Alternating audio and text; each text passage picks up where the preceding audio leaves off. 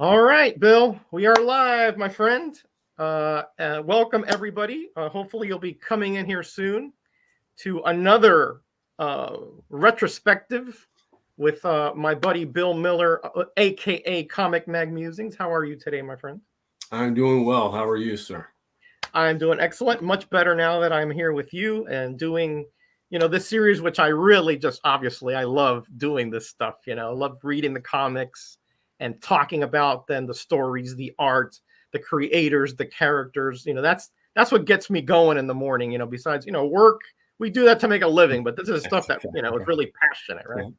Absolutely. Work enables us to do things like this. That's kind of the way I look at it. That's right. That's right. It's not an end to a mean itself. It's an end to this. It's a means to this end to me. That's right. Sharing this with the comic community is, it's one of those joys in life, especially since the big C, and we had a lot of trouble meeting, with other people and going to events, and the fact that we had this kind of interaction, I think, makes a big difference. Well, look who's in here. Your best buddy, Jackson Roykirk. Well, it's getting ready to get cracking. It's on and cracking now. He's saying, greeting, everyone. Wait, that's not right. Hello, comic book guys and gals.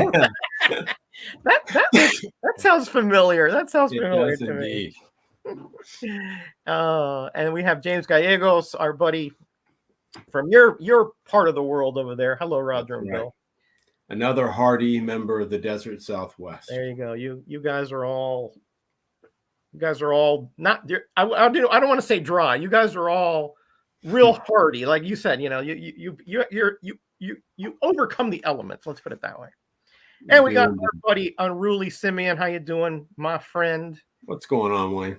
I'm looking right over here to that great piece of Joe Staten art that Unruly Simeon got me. I can't believe that's still up there. Thank you, my friend. Hey, look who's here. Comic Crypt of Castle Hills, all the way from San Antonio, Texas.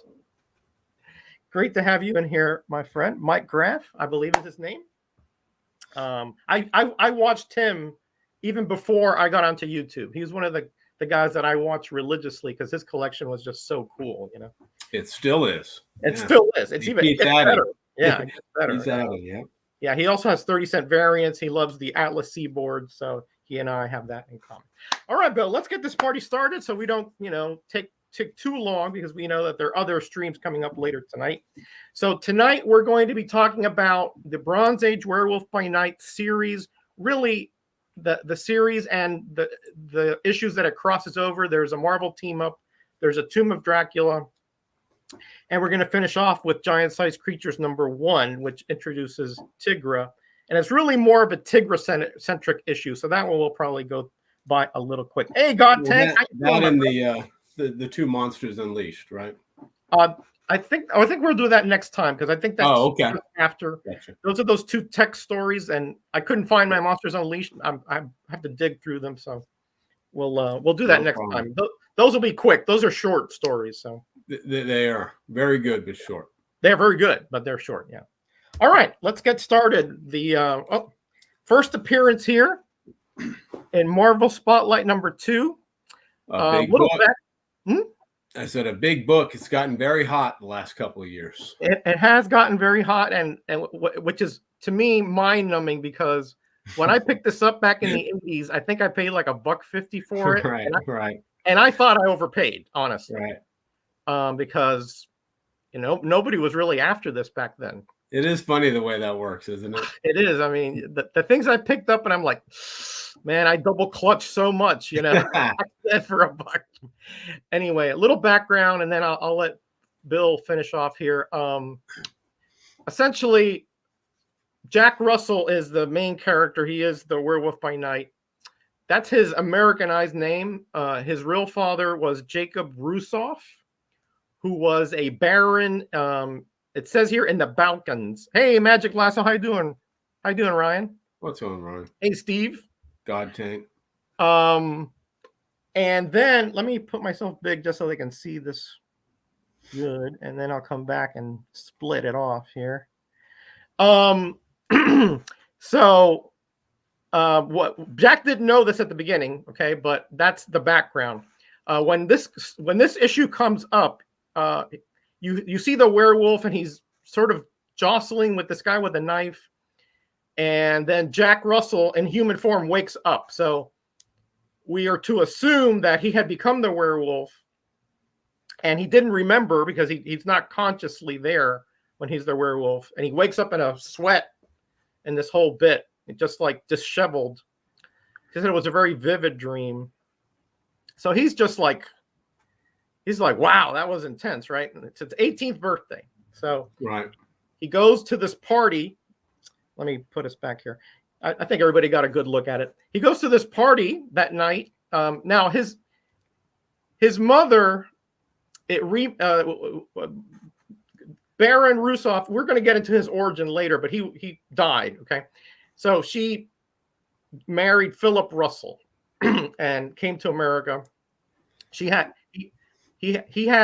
Russell has a sister named Lisa, who's I think about 2 years younger. So she's 16-ish. So he goes to this party with his girlfriend. What was her name? Terry? Yeah, I think it is. Yeah. I think it was Terry, right? She doesn't appear that much. So, I think the time you really see her is when they get the Darkhold, but I don't want to get into that. Right. Yeah. He starts feeling like ill. Obviously, the moon is rising. So we all know what's coming, right?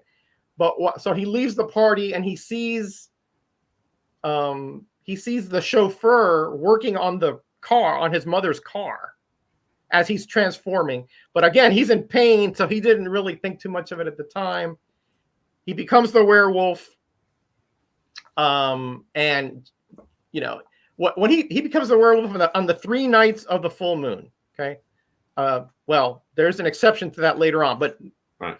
For the most part. Right? Yeah. And so he lives in Los Angeles by the beach, goes down there, and just starts running around. He's just thinking to himself, like a wolf would, I want to go to the forest. And that's a recurring theme. He wants to get away from population. He's not a killer per se. He wants he wants to be in his own domain, right? And then this is odd, Bill, right? He runs across this house, and there's a wolf in it. Mm-hmm. And he fights this wolf. Right. And he launches it outside of the house. They battle for a while. And then, after a while, the sun comes up, and he's he's found there on the beach, and his family's looking for him because he was out all night. They don't know where he is. Right? Happens a lot. Yeah, he's 18. He was partying. It does happen, but he didn't come home. Right. Right. You want to take over, Bill, for a while while I clear my throat here? Yeah. So just to go back a bit, so the chauffeur is Max Grant, and he heard his mother, Laura.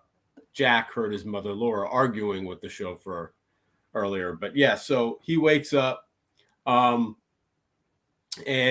I think Philip, his stepfather, who he does not like, by the way, no, finds him, takes him home, and his sister Lissa is crying.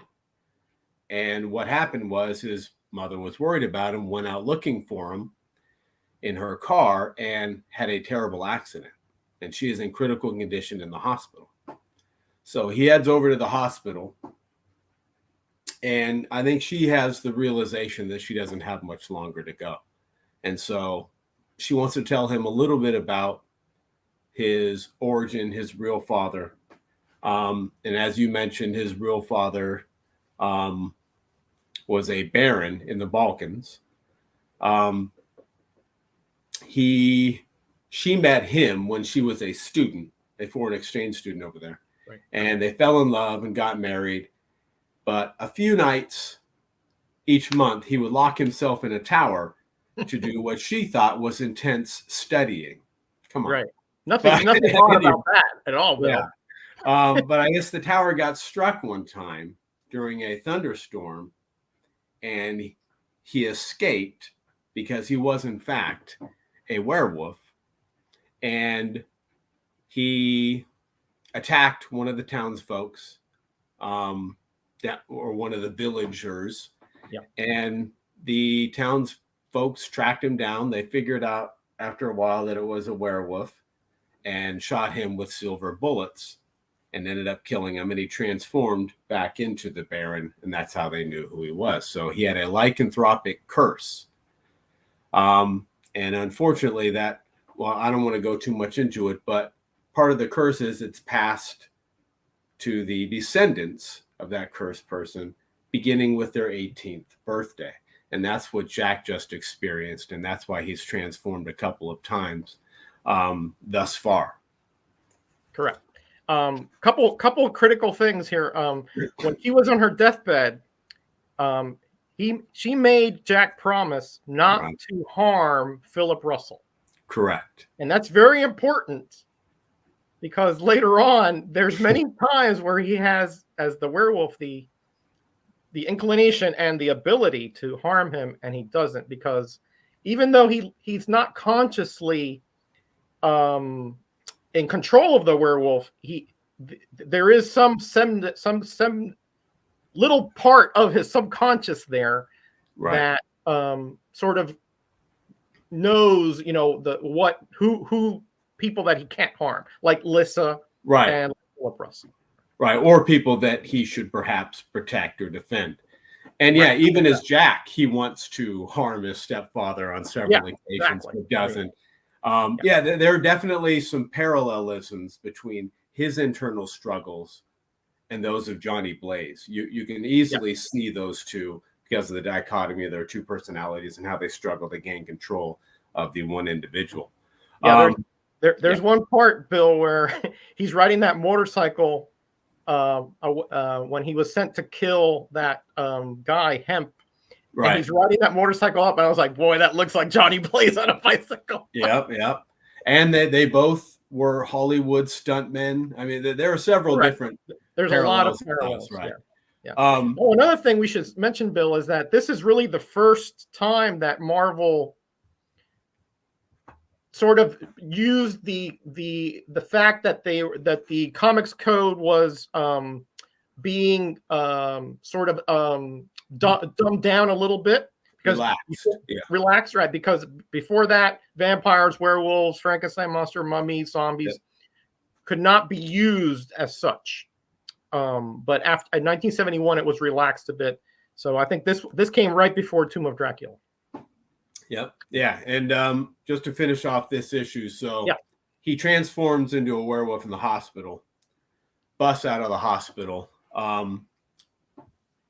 and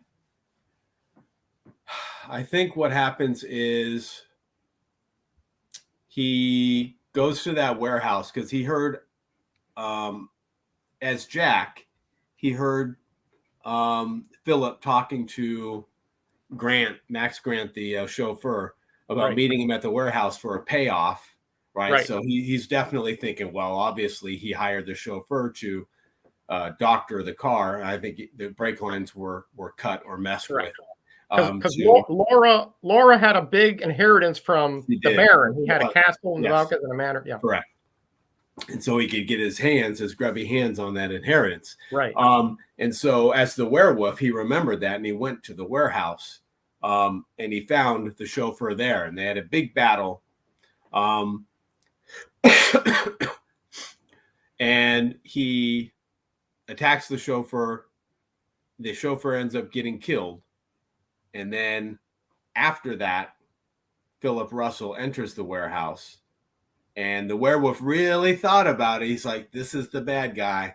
I need to get him. But I in my clouded mind, I remember that promise I made to Jack's mother.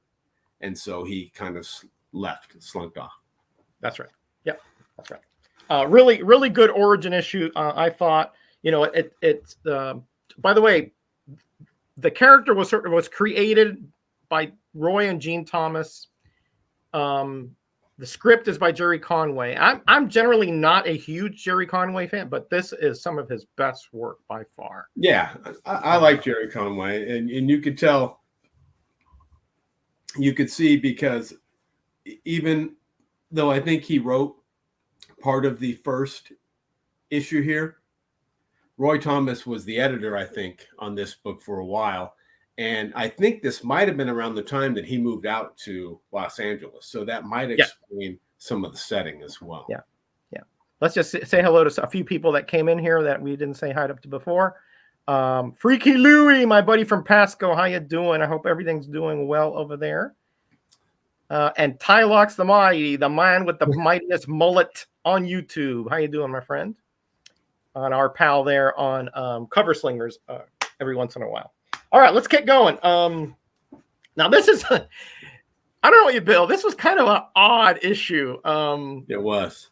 So, but in a good way, right? I mean, when I say odd, I just mean that the characters were very quirky here. Yeah. So, so as I recall, was this when the biker gang followed Lisa to her house? Yes. Right? Yeah. Yes. Correct. And so they crash in there and they're harassing Lissa. And of course, just as the moon is rising, Jack is there and he just rashes these motorcycle guys, obviously. Motorcycle jockeys, I think. Motorcycle jockeys gang, whatever they are, right? They're just causing trouble. Lissa's a very beautiful lady, and I don't know what intentions they had, right? So that occurs, and then the wolf leaves to, he actually stays around, but he leaves the scene, and the police come, and there's this little odd guy with these thick glasses there, and he's looking around, and he sees Jack, now transformed, I believe, back to human back in the bushes there somewhere. And he coaxes him over, and he says, "Hey, we something to the effect of, we want to talk to you about this or whatever."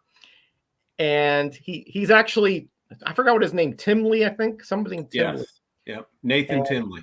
He posed as like a police psychologist or something. Correct. But really, he is the husband of Andrea Timley, who's this lady here, who kind of looks like Herman Munster's wife over there, Lillian, right? Yeah. With the, that hairdo. And this Claw here is Craig, right?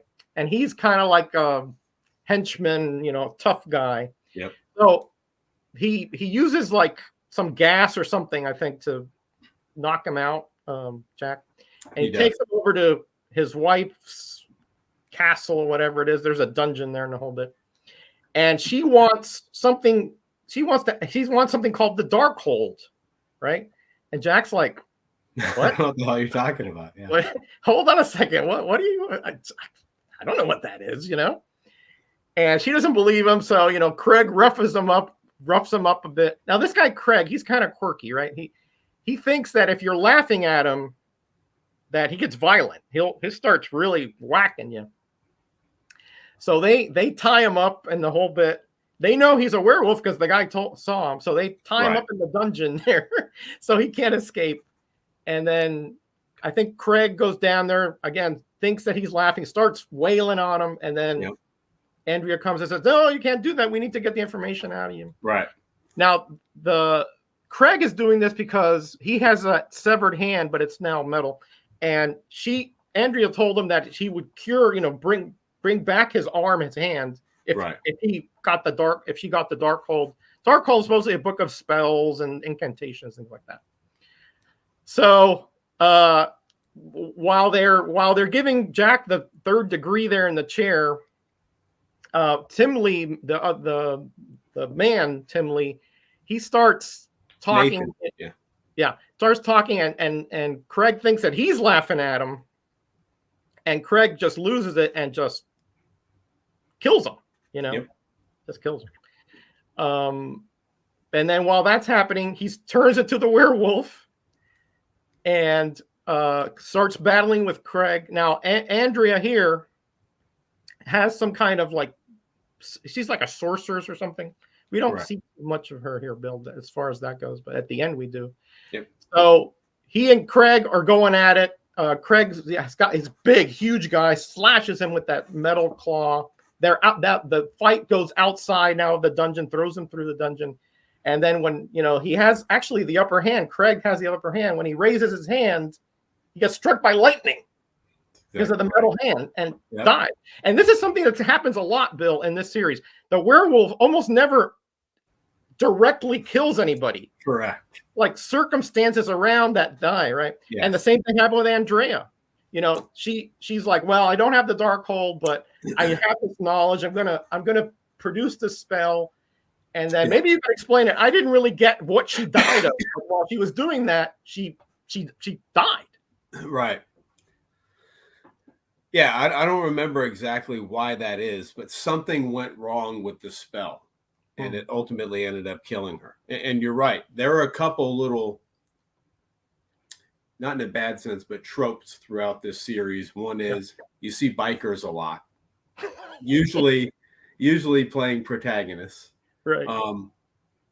Another one is, and I don't know if this was because, hey, we're just kind of trying things out to see how much they'll let us get away with the code. But yeah, or maybe we want to make him a sympathetic, more of an anti-hero type character. You don't really see him. He does, but you don't normally see him, even as the werewolf, kill anyone. It's usually he's part of what leads to their demise, but he's not personally responsible for it. Yeah, and it's generally in a reactionary way. It's not like he instigates it in any. Correct. There may be a rare occasion. Hey, John's Comics with Kids in here. How you doing, my friend? Another Californian. He knows about the LA scene. All right, Bill. You want to take number 4? Sure. So, and I really like it shifted throughout the series, but I really like initially with the Marvel Spotlights and the first few issues of Werewolf by Night. It's very cinematic.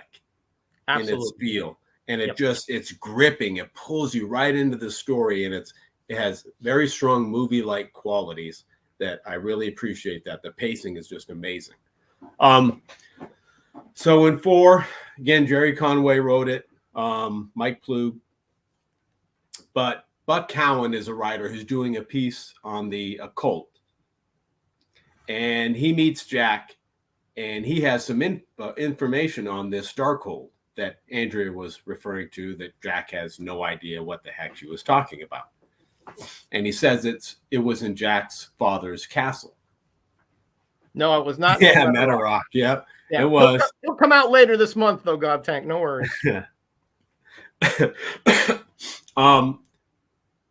Philip, as soon as, which kind of adds circumstantial evidence to what Jack feels befell his mother, but as soon as Laura passed, essentially, his stepfather Philip sold Jack's dad's castle. And this one, I wish they would have timed a little bit differently, because the castle was moved.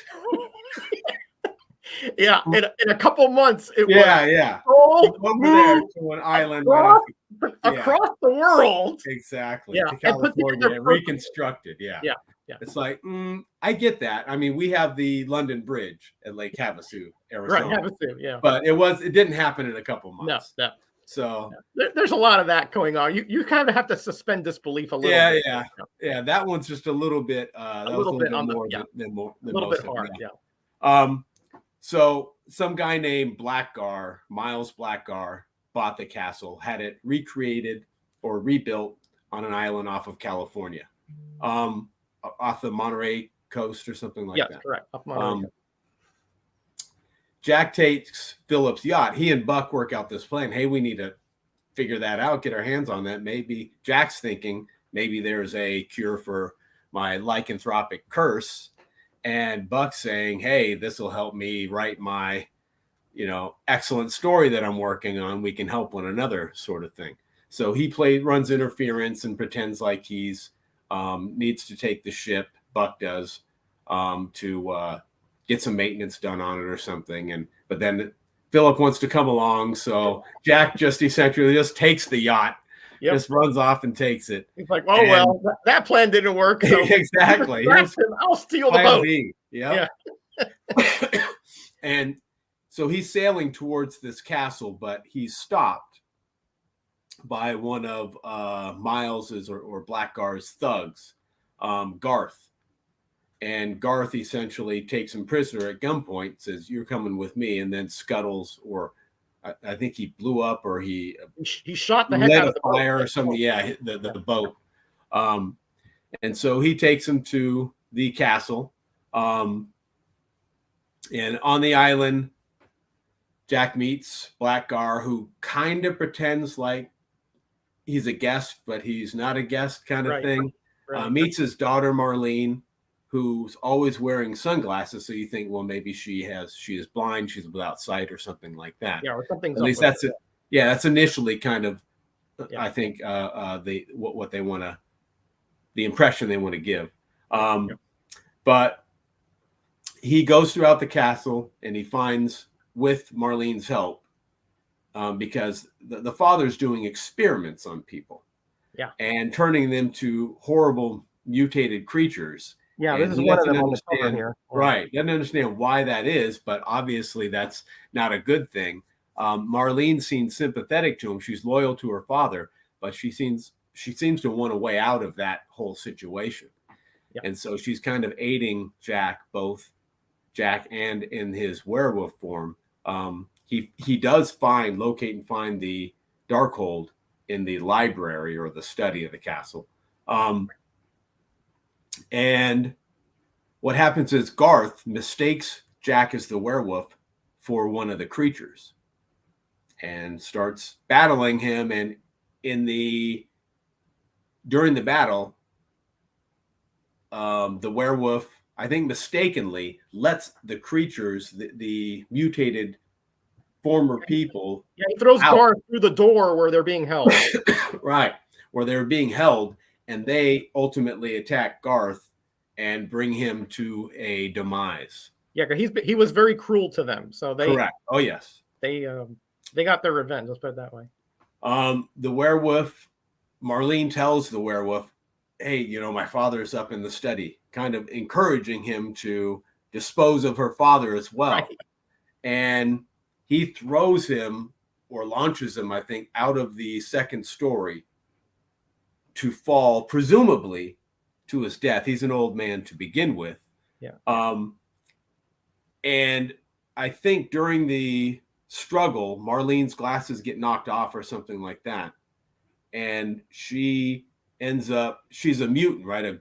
Like a Medusa or Gorgon-like mutant. Gorgon, yeah. Yeah. And she can turn people to stone. And there were all statues. What you thought were stone statues. You thought were statues, yeah. Exactly. Throughout the island previously, that now you think, oh, okay, I guess they weren't. But her father was trying to find a cure for her. Even though he did terrible things, there wasn't an inherently evil intent behind those things, just very, very misguided in a familial way. But she turns Jack as the werewolf into a stone statue, and that's how this issue ends. Yeah, that's perfect. Excuse me. Perfect. Yeah, what I liked about this issue is that you're led to believe that Marlene is a very sympathetic, and ultimately she was going to be like the heroine. Right. But it took a turn for the worse. Yeah. Yeah. And you would even think that there was a possibility of a romantic interplay between. Correct. Yeah. Yeah, that's correct. A couple people came in here. I want to say hello to Glitter. How you doing, Crystal? Bronze Age Brian, my buddy from over there from Bradenton, who I met in Ocala. Ranger Sly, Brian is here. I think I saw Grow2 Orloff, my buddy from Four Color Fossils as well. And Silver Knight Kyle. How you doing, my friend? Great to see you here. Well, this chat is shaking, isn't it? Yeah, and Mad Spidey all the way from Australia. Great collector over there. Great statue collection he has over there. My favorite Australian. Huh? He's my favorite Australian. He's your favorite? Oh, be careful. Simon might be listening. Oh, yeah, he's my second. Yeah.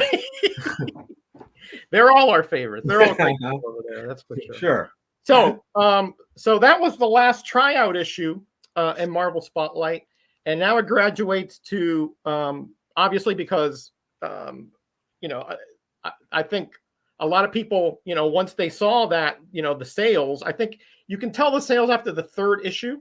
So I think they said, okay, we got a hit here. let's give him his own. So this is a continuation of that Spotlight issue. It opens up. He's the statue out there in, outside on that island. But he's still a werewolf. So when the sun comes down, he transforms back into Jack, and that breaks the Gorgon spell, and he becomes, just a normal human again. And Buck, who, was distracting Philip Russell, he finally found his way back through a airplane, a floater plane, one of those with pontoons on them. What do you call those? Right. Whatever. Seaplane. Yeah. Seaplane. Yeah. Boy, the brain just isn't functioning good tonight. Hey, Chop and Drop, how you doing, my friend? So since Marlene thinks that he's out there as a statue, they're not protecting the Darkhold or anything. He and Jack go up there. He knows where it is. They take it and abscond from the island in that plane. Right. And Marlene is now talking to whatever.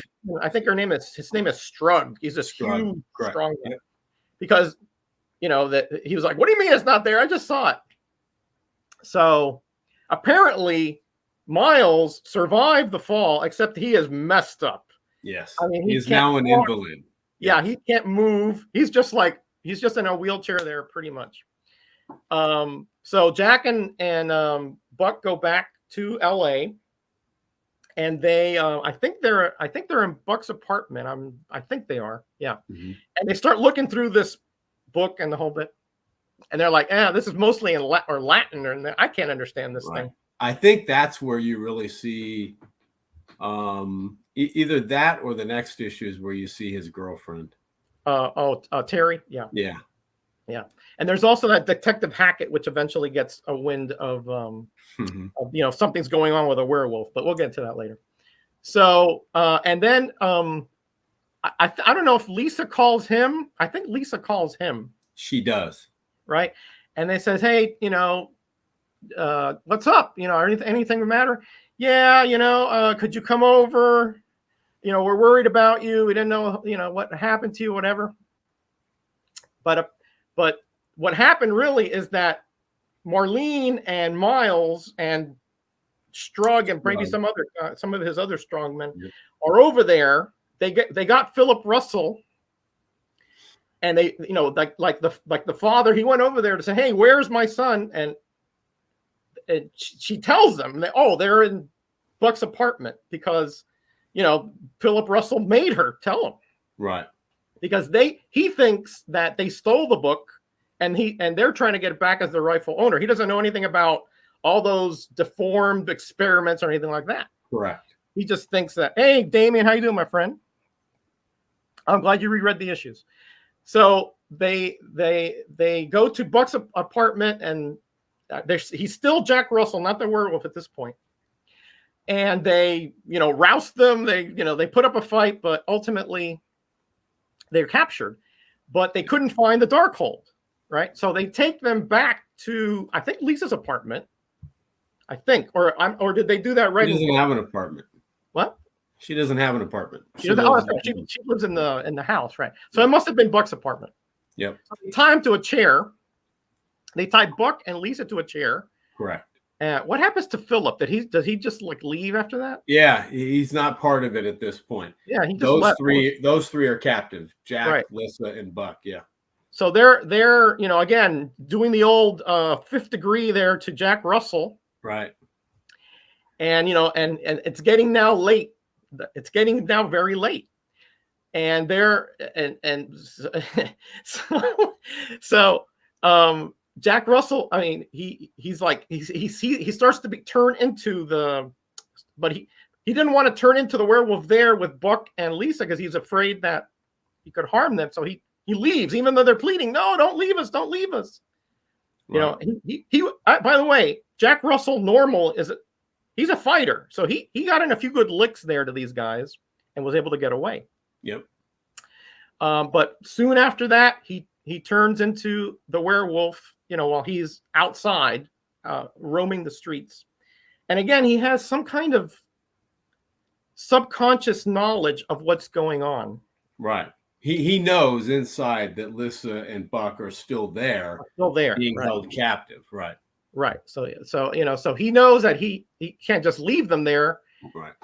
So he goes back now as the werewolf. He fights with that Strug guy. And I think Marlene trying to shoot the werewolf, but hits Strug, right? Correct. And, right. Yes, and kills him. And kills him. And so now she and Miles are there, and so is Jack with Buck and Lisa there. But so they're, so Marlene is saying, okay, I'm gonna get you with my Gorgon eyes, but what she doesn't see is that the werewolf is in front of a mirror. Yeah. So when he ducks down, she petrifies herself and her father. Correct. Right. Yeah. And so that old clever werewolf. Right. So he's a sly devil. And so the werewolf goes up to Lisa and Buck, but again, he knows that that it's not somebody somebody to protect, so he leaves them alone. He reverts back to Jack. Right.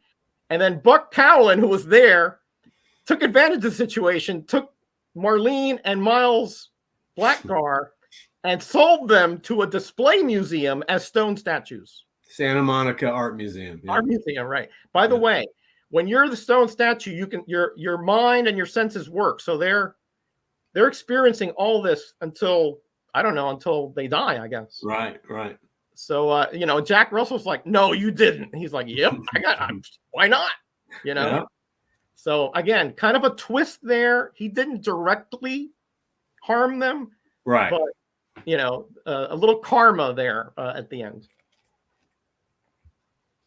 Very good issue.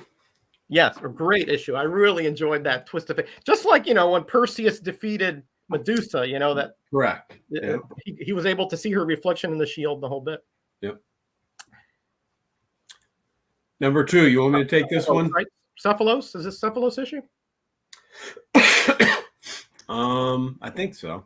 Yeah. Oh, we got a couple more here before you start, Bill. Our buddy Roscoe is in here. How you doing, my friend?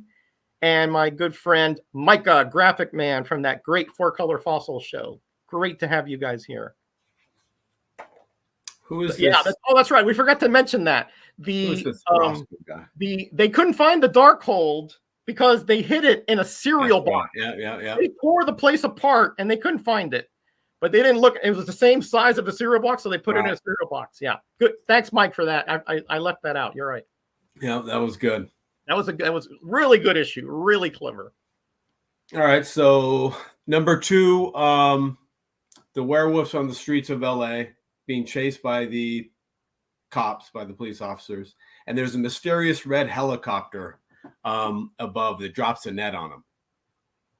Ultimately, to get free, he dives into the water and he's able to get free of the net, but he has to battle a shark. Didn't Ghost Rider battle a shark too? Yep. You see what I'm saying with these parallels? Yeah. There's a lot of parallels here, buddy. Yeah. Now, he did kill the shark, I believe. No, he didn't kill the shark. Didn't he? No. No, he didn't kill the shark. The shark went away. Yeah. I thought he wrenched his mouth. I don't think so. I think he battled him, but I think the shark swam away eventually. Okay. I'll double check when we're finished here. All right. He was found by surfers on the beach. Like I said, this is a common thing that happens right after he transforms back from the werewolf to Jack. Okay, this is clever. That's very clever, Brian. Very clever. Yeah. Fonzie jumped the shark. That's exactly. A+ there, my friend. Oh yeah. That's true. I would bust into boxes of cereal just to get a prize. Who wouldn't, right? Ancient tomes of spells. I never found one of those. They were the crappiest, cheapest little prizes, but hey, I didn't pay for it. What do I care? So anyways, Jack returns to Buck's house. Can I just say Buck has got to be the best friend that anybody would ever have? Now. Yeah, the money and the trouble that Jack brings to him is nearly immeasurable. The cost, I should say, not the money. Yeah. But it's all quiet. Jack's girlfriend, Terry, is there. That's. I think it was in this issue when Terry shows up because they're trying to figure out and translate the Darkhold, right? Yes, Or correct. his, yeah. That's And correct. I think either he or Terry had a professor at the university, whatever one that was, named Father Ramon. Was it Joques? Jokes. Joques? Yeah, Okay. Yeah. I think so. Yeah. And he could read Latin, right? Yes. And so they said, hey, can you help us out with this kind of thing? And so they dropped the book off with him, and he starts taking a look at it. Now, this guy who you mentioned, Mark Cephalos, he's the guy that was in the helicopter, piloting the helicopter. Mark Right. Cephalos, or I think it's Cephalos. I think it's Cephalos.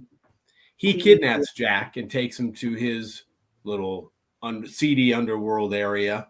And he's dying, essentially. And he wants to steal Jack's werewolf life energy to continue his life, right? Right. And so he hooks Jack up to this machine that he's crafted, apparently, to do so. Yeah, he was ready.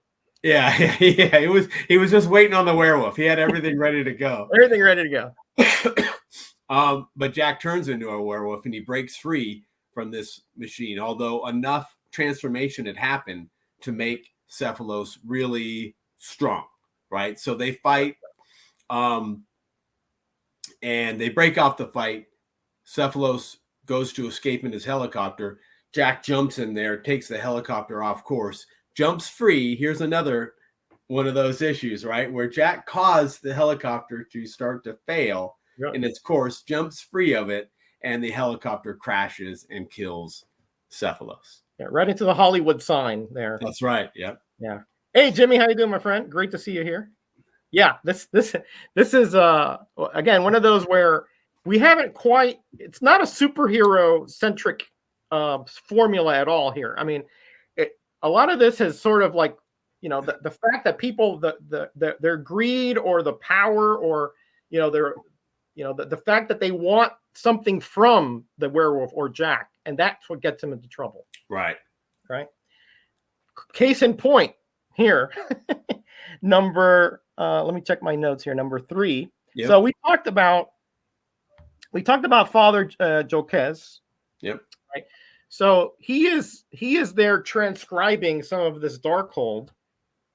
Remember, this is a book of spells and incantations. So, for a priest, it probably was a little, unsettling. Right. But what we learn is that this particular priest is got a crisis of faith. But we don't learn that till much later on, right? So as he's one night as he's transcribing part of the book, this mist comes from it and starts to take over. Right now, I believe that he calls Jack, right? Yep. While this is happening, and Jack is like, "Oh, something's wrong." So Jack jumps in a car and starts heading down there. I think he transforms on the way down there. But when he gets down there, now the priest is no longer the priest. He's Alfric, the mad monk. Correct. Right. And we go through this origin here. He was actually a monk in a monastery, but he actually was studying the scrolls from the Darkhold. The Darkhold is actually a compiled book of different spells and scrolls from ancient times. He was caught, even though he killed some of the constables at the time through this gray mist that turns them into skeletons.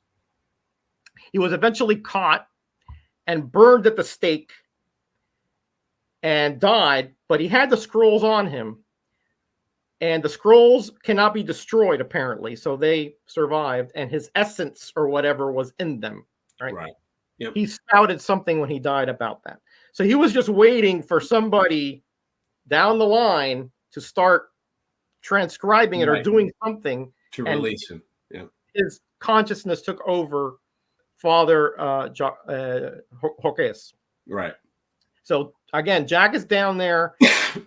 Now there's a gray mist that he put around the I think it's a mission. It's a rectory. Or rectory. Yeah. So the police have cordoned it off because anybody that goes in there dies at the turn of skeleton. Yep. Except that if you are a werewolf or a descendant of one, so he and Jack and Lisa are not affected by it. And Lisa's went there later to find Jack. Yep. So she went through. I mean, even though the police tried to stop her. So now he's battling the Mad Monk and all that, but as the werewolf, right? Yeah, as the werewolf, right? Correct. But the Mad Monk conjures up this demon, which is this Draconus, I think his name was. Dragonus, yeah. Yeah. Who has this huge blade, and it's just very powerful. I mean, really, Jack could not defeat. I mean, the werewolf could not defeat this dragon. I mean, this being. It's a demon. Like a bull, yeah, almost like a bull. Like a bull, right? But he's fending him off, and while Lisa comes in, the Mad Monk, captures Lisa, and says, "Oh, I can use you," So if because now that he's possessed, he can essentially do whatever he wants. Right. So while the werewolf is battling Dragonus or Dragonus, what I forgot the name, Bill. So whatever you say. Yeah, I think it's Dragonus. Yeah. Again, this is he's got the Darkhold with him, but he's essentially defeated. But when Dragonus launches at him, the werewolf moves over, trips over him, and crushes Elric. Alfric. Right. Elfric. Yeah. Again, the same troop, like you were saying here. Yeah. So the Draconus obviously dissipates because Alfric is no longer there, and Elfric reverts back to Father Hocus. Right. And he's injured, obviously. He's Elfric, his essence died, but the Hocus is still Dragonus like gores Elfric. Yeah, he's almost like just tramples them, really, right? Yep. Gone. And so that releases the spirit of the Mad Monk.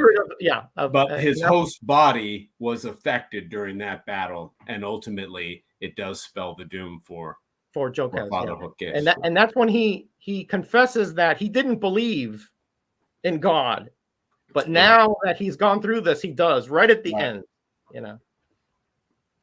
Now this is strange though, because we don't know what happened to the Darkhold. He was holding it, but when he dissipated, it left. It just disappeared, and that's important because later on, a lot of people are going to go after it. Right. By the way, the art in this issue is absolutely stupendous, absolutely gorgeous. The way that he draws this demon, there's a big kind of a splash pagey thing. Oh, Mike Plug. Yeah. Okay, who's in here? Hey, Eric Breen, my buddy from Kentucky. How you doing? And I think I saw Robert the G-Spot. There he is. How you doing, my friend? Great to see you here. I didn't know you got up this early. I'm just kidding. He's a late. His show is way late at night. Okay, you want to take this one? Sure. Okay.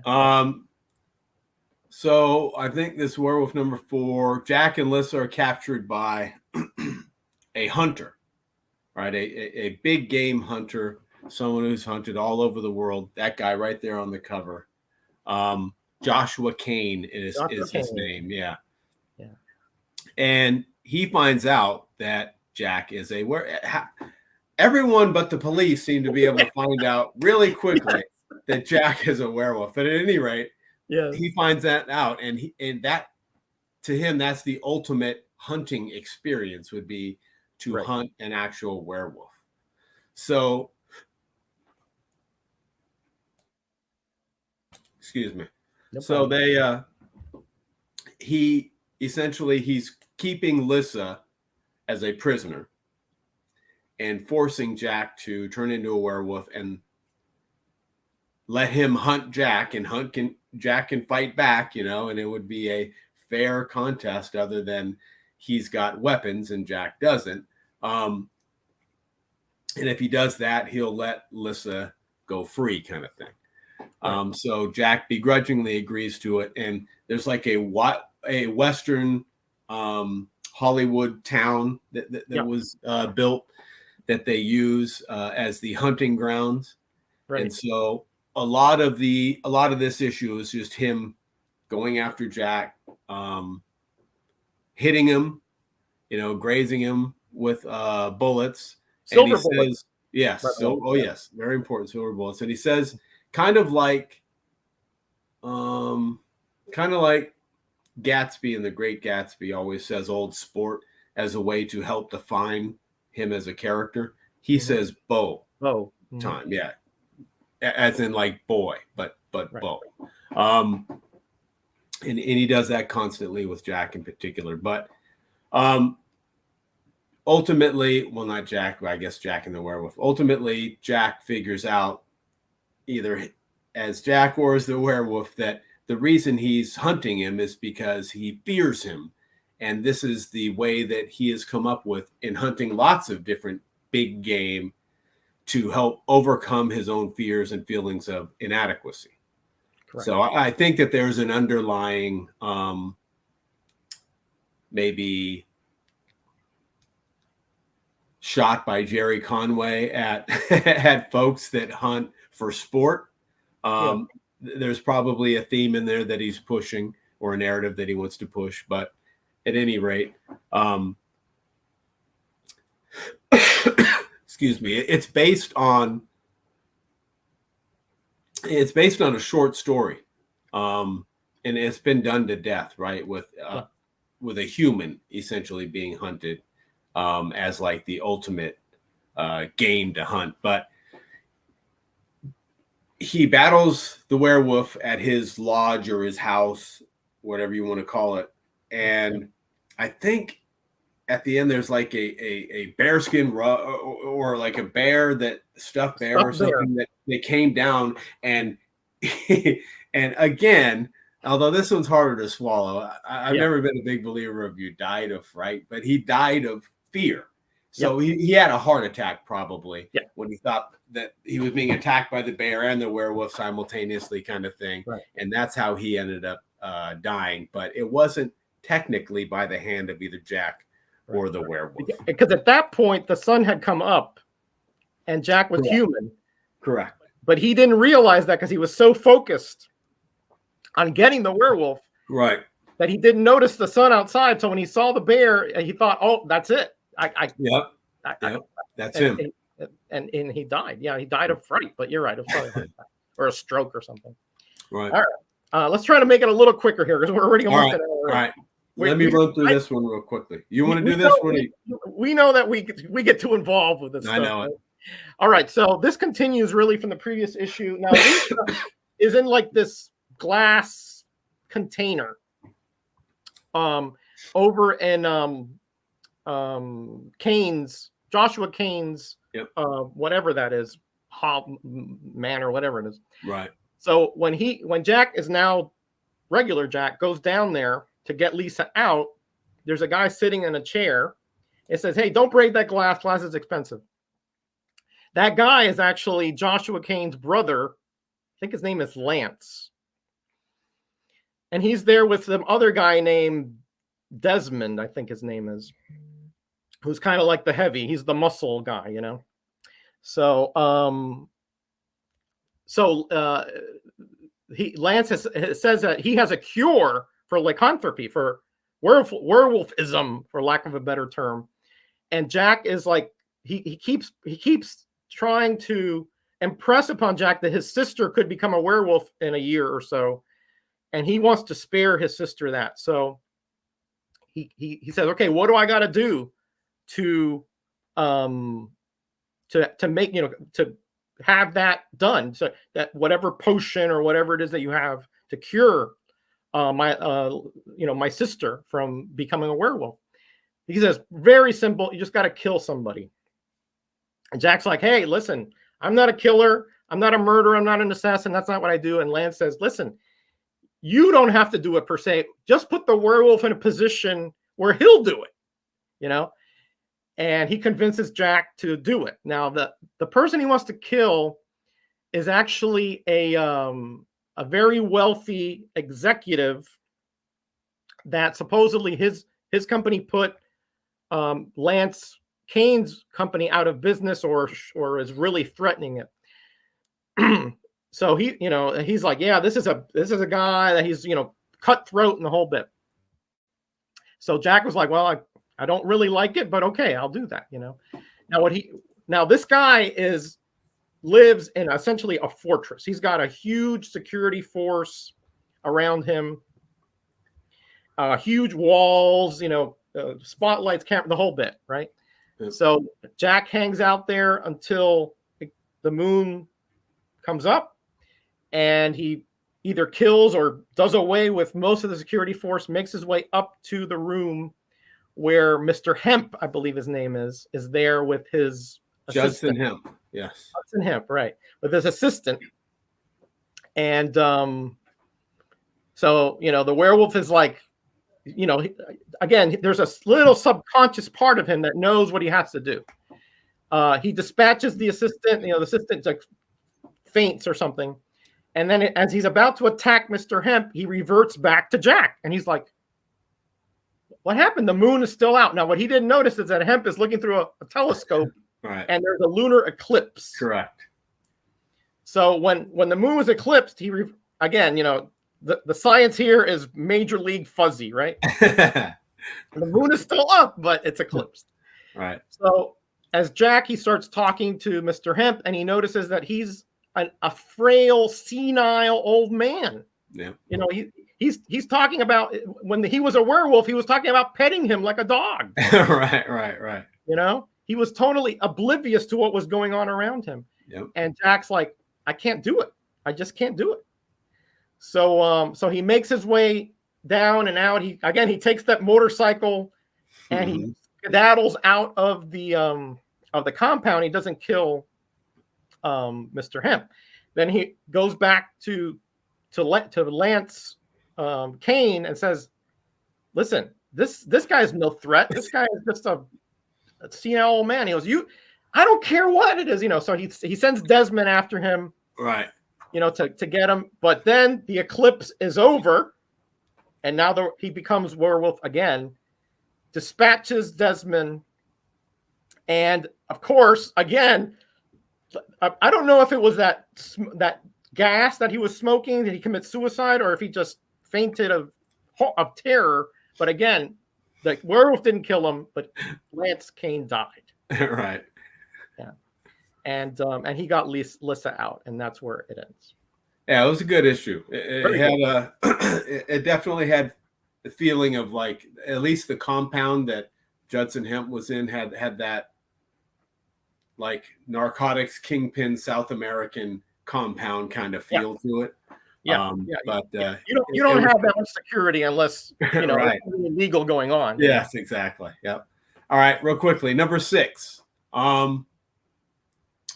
Len Wein writes this one. But still Mike Plug the art. So Jack, Buck, and Lissa visit the carnival. Carnival's in town, and they want to go have a good time. Kind of a lame carnival. And Jack and at least Buck and Lissa feel so, but Jack wants to go in, and he feels drawn to this tent to have his fortune read or told. Right. There's a Swami in there, and you'll see this one a lot with the gas too. You'll see that one a lot in this series. Yeah. But he essentially knocks out Jack with this gas because he knows he's a werewolf, and he wants him as part of the carnival for a sideshow. At least that's initially what you're led to believe, right? Jack and Lissa figure that, or Buck and Lissa figure that Jack kind of just left on his own because they couldn't find him anywhere, so they go ahead and head out. Excuse me. Now I'm a little bit sick, so I might, if I have a coughing attack, I'll try to put it on mute. Yeah, no worries. Take your time, buddy. But the there's this little animal tamer named Midge. I'm thinking is his name. Midge. Yeah. Could be Midge, but I say Midge. Yeah, I think it's like for midget, Yeah, exactly. He gets into it with Jack. He doesn't like him to begin with. Don't know where the animosity comes from, but they play it off. It's because he likes things the way they are. He likes the carnival troupe the way it is, and he doesn't want any new attraction in there to kind of mess up the harmony that they have, or at least that they've had for quite some time there. So he doesn't like him to begin with. He's very rough with him. And there's this strong man named Elmo, who is very gentle, but he works at the carnival. He works for Riva, the Swami Riva. That's his name. He kind of runs the whole carnival. And they ultimately have a tough time controlling Jack, but they do. And they imprison Jack. Jack doesn't like being behind bars as the werewolf. And that's another theme that you see throughout this series as well, that it's almost a fear focal point for him to see any type of cage. And then aside from the carnival, the police find Joshua Kane's note at the site of his murder, his brother's murder, what they call murder, right? Deaths. And that's the first inkling, I think, that they feel they have something tangible, that there's perhaps a werewolf kind of operating in that vicinity. I think that's where this one stops. Right. Well, yeah, Midge lets him out of the cage so that he could run away. Right, but he fights him and comes back. Right, comes back, Midge leads him to the lion tamer's cage where there's a couple lions there, and that's where it ends. And Midge is in there with a whip, right? Mm-hmm. So, so that's where it ends, and it picks up here, and the werewolf is fighting those lions, and he holds his own, but with Midge's whip and the lions, they're going to get him. But Elmo helps him, throws the lion, one of the lions aside, and then Riva, the Swami, comes and says, "Hey, what's going on here?" Right. And just slaps Midge, and because he knows, he was like, I don't, he's a mind reader. So when Midge says, "Oh, it was all a misunderstanding," it's like, get out of here. Right. He knows better. So they tie. But he's able to pacify them. Yes, he's able to pacify them. Yeah. We're going to learn a little bit here about what's going on. So he's tied up in the lion cage now. Buck and Lissa, who left him at the carnival thinking he had made his own way home, they came back to look for him because he didn't show up. And they ask, "Oh no, we don't know who that is," but they see him in the cage. But of course, Riva gets them and hypnotizes them, and they become part of the sideshow. Serpent Girl and Chicken Man or something. It's bizarre.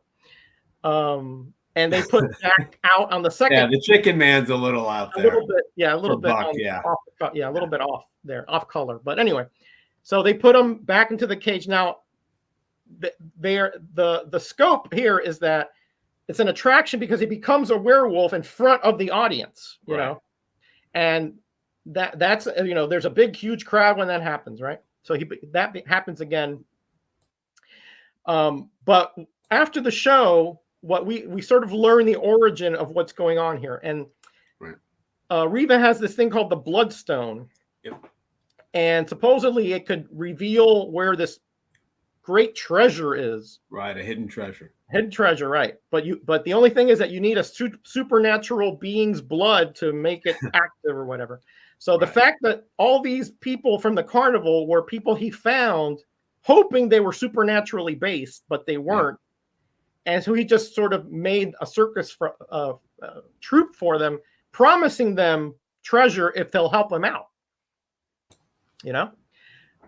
So they tie the werewolf, and now he's the werewolf. They tie him down, and Riva's about to plunge this dagger into him to sacrifice, and because it has to be done exactly at midnight. Right.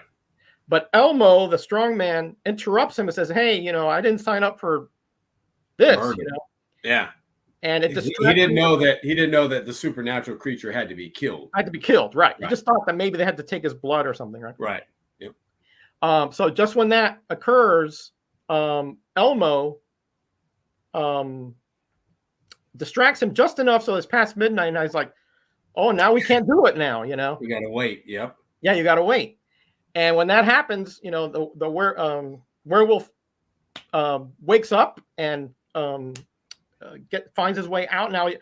Now Midge and Elmo are also fighting. Midge is trying to fight him, and Midge shoots Elmo several times. Elmo falls on top of him and kills Midge. Right. And then the werewolf is now confronting Reva. But again, you know, Reva has the what do you call it? Whatever it is, he can control minds and all that, Right. you know. Right. And of course, Jack, Buck, and Lisa are also mind controlled at this point. Correct. Sorry, Bill. Continue, will you? Yeah. So I think he's looking into the werewolf's eyes, and he's horrified by the images that he sees in the werewolf's eyes. And so that's essentially the way he is victimized. Reva is victimized. Yeah, once again, the same thing, right? He's a victim of it. He doesn't directly kill him. Correct. Right. But the terror, when he tries to take over Jack's mind, is not a problem. And to pacify the werewolf is not a problem with the gas. Right. But when he tries to mind control him and he sees the horrors, it was too much. And he just that Jack is the werewolf has seen. Yes. Right. Yeah. Yep. And then you can see the bloodstone dropping from his hand, and that's it. And it's almost as if Johnny Blaze was also associated with a circus troupe or a carnival troupe as well. That's interesting. Yep. I might be mistaken on that. Nope. There was a retrospective some months back that two of these dudes did on it. Yeah. Yeah. All right. This was a interesting one here with Krog. Yeah, that was fun. Plu cover, but Werner Roth. Yeah, did the interior. The art on here was not the best. Yeah. No. Yeah. So for third night, right, of the transformation, Jack's always looking for ways to kind of be away from people because he doesn't trust himself as their werewolf, even with like his sister and Buck, people like that. He still doesn't trust himself because ultimately the werewolf has animalistic instincts, right? So he finds a cave for his transformation on the third night.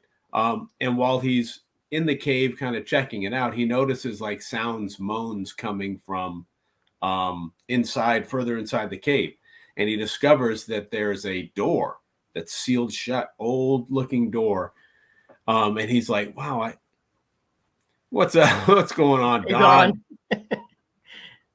You have such great fans out there, Bill. Yeah, that's true. Friends like these, right? But he's like, well, someone's trying to get out. Someone's been sealed in there. So he breaks the door open, but it's an empty room inside. He's like, that's strange. Maybe it was the wind, he says.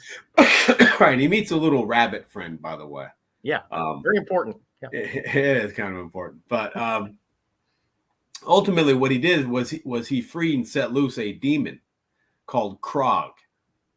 And Krog tries to steal the life force from the werewolf to use as fuel. That's kind of like the way he eats. He takes people's life forces. And he's going to do it quickly as a reward for the werewolf or for Jack and the werewolf. For letting him loose. Yeah. That's your reward. Yeah. Yeah. But the werewolf doesn't see it that way. And so they consistently battle. They come across two hunters during the battle, and Krog uses them for fuel. But ultimately, at the end of the issue, they battle again, and the werewolf draws him inside of the cave because, as you can see on the cover, one of Krog's powers, he's very strong, but he can breathe fire. He draws him into the cave, gets him on his back, and gets him to breathe fire, which he does. and that causes a cave-in. Ultimately, what you would think would be destroying Krog in his physical form, but sealing him in as he was sealed in before, and trapping him. And at the very end, you see the little bunny rabbit kind of come away from that rubble area and go by Jack as well. And so you think, was that the vessel for Krog during this release? So yeah, that white fur was yep. It's very interesting for sure.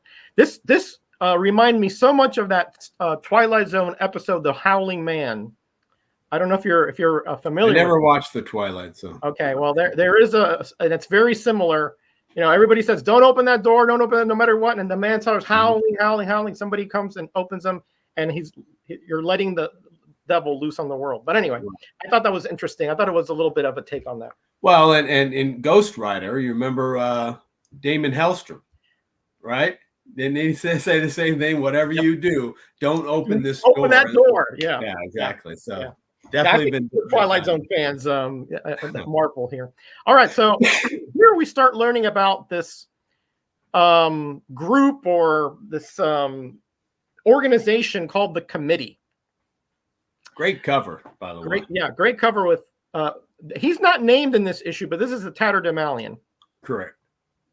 By the way, so it's raining, and the werewolf is he's become the werewolf again. But now he's in the city, and he's almost run over by Len and Gleneth Wine in a car. Yeah. So that was a cute little thing, even though this was not written by them. Yeah. But anyway.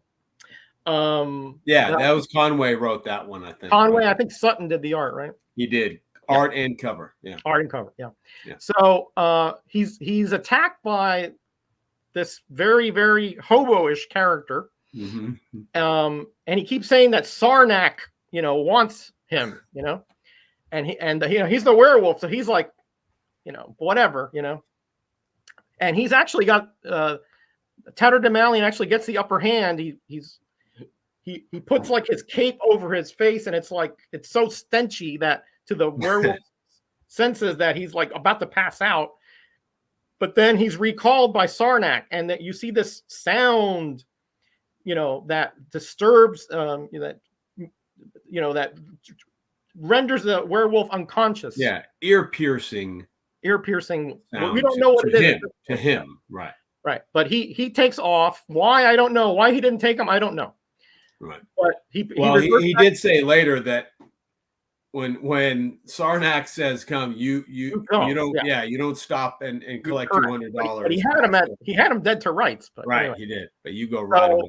He becomes Jack that in the morning, and he wakes up in a drunk tank in jail. Right. They think because again Jack obviously shirtless, tattered pants. He's probably picked up by a patrol or something. You have to assume that. So now he was hit on the back of the head and blacked out. Yeah, and blacked out. Yeah. But who knows what happened? Did someone try to rob him or whatever? Yeah. Right.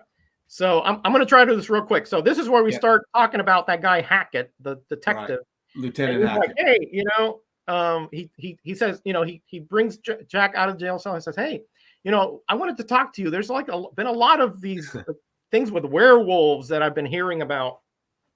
What do you know about that? And he's like, nothing, And then his father, his stepfather, and Lissa come and to pick him up. His stepfather just rails on him and tells him, hey, you're disgrace, and you put on this shirt and all this. Right. Okay. And then we find out that the Sarnak guy wants the werewolf, right? Because I don't know if it was this issue or not, but that the committee starts talking about why they hired Sarnak. Next issue. Okay. All right. I won't get too much involved there, but they send again. He becomes a werewolf again. Jack goes back to I think back to the house. But he's like, is this when he goes to the apartment? Gets his apartment? No, No, he's not in Colden House yet. not in Golden. I'm confusing this with another issue. And this one, Tatterdemalion and other followers of Sarnak, they ultimately come after Jack again, right? Oh, that's right. And, they go to his house. That's right. Yep. That's right. Yeah. And that's he's right. knocked out by that flute, whistle, whatever you want to call it. Right. Whatever that is. Yeah. Yeah, whatever. But Sarnak has it, right? It was given to Sarnak by the committee. Right. And he uses it to control his minions and to control Jack. And he brings them to the surface to cause chaos, wreak havoc, and ultimately kidnap Lissa. Yeah. I think that happens this Yeah, issue. she just happened to be up there. Yeah. Right. Yeah, this was a little confusing to me because I didn't really get that. Why? But it becomes clear later. I don't know if it was rewritten because they wanted to create havoc because the economy was down and that would, create somehow opportunity for them. It was that part really feels like a reach, like they're trying to tie some things together, and I was a little bit disappointed with that. They mentioned that in the next one in issue number 10. Right. Oh, because at that point, I skipped that one. Yeah, there it is. Yeah.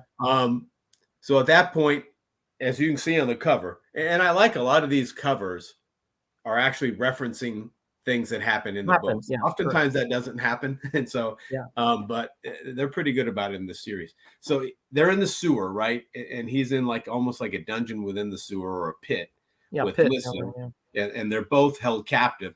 Now he's chained up and he can't really break the chains, but even if when he can get free, he can't get up the sides to get out of this pit, kind of thing, as the werewolf.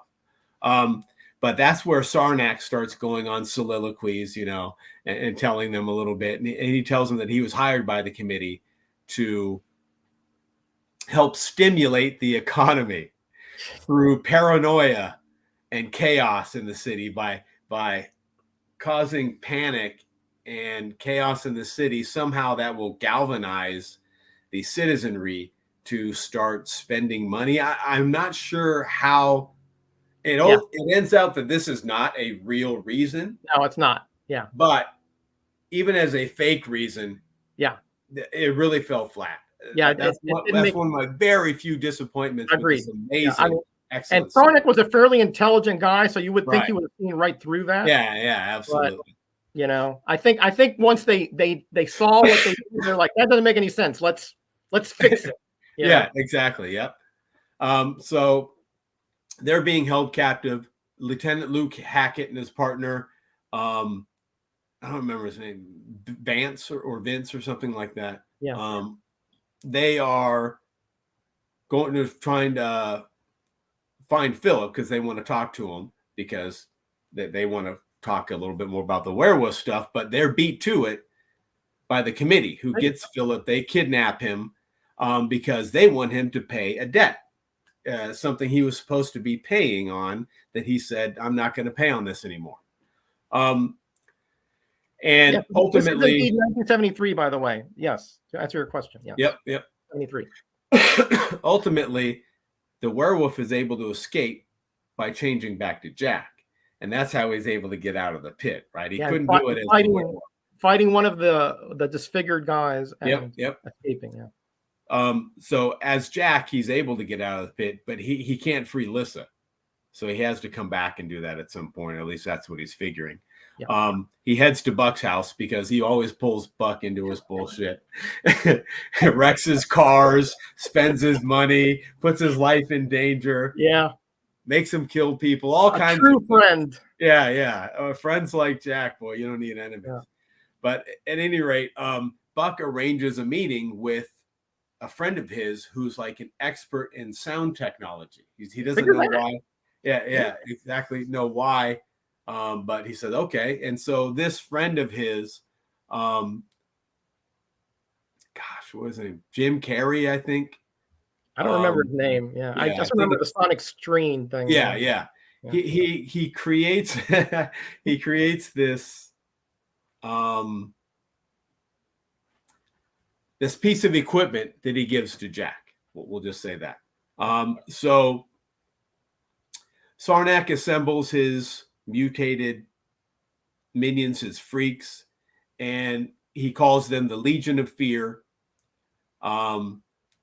He releases them in LA to cause chaos again in the streets. They're battling. The werewolf arrives, and instead of being affected by the whistle that Sarnak has, this sonic device that Carrie created shields the frequency, I guess, of the whistle. It blocks it.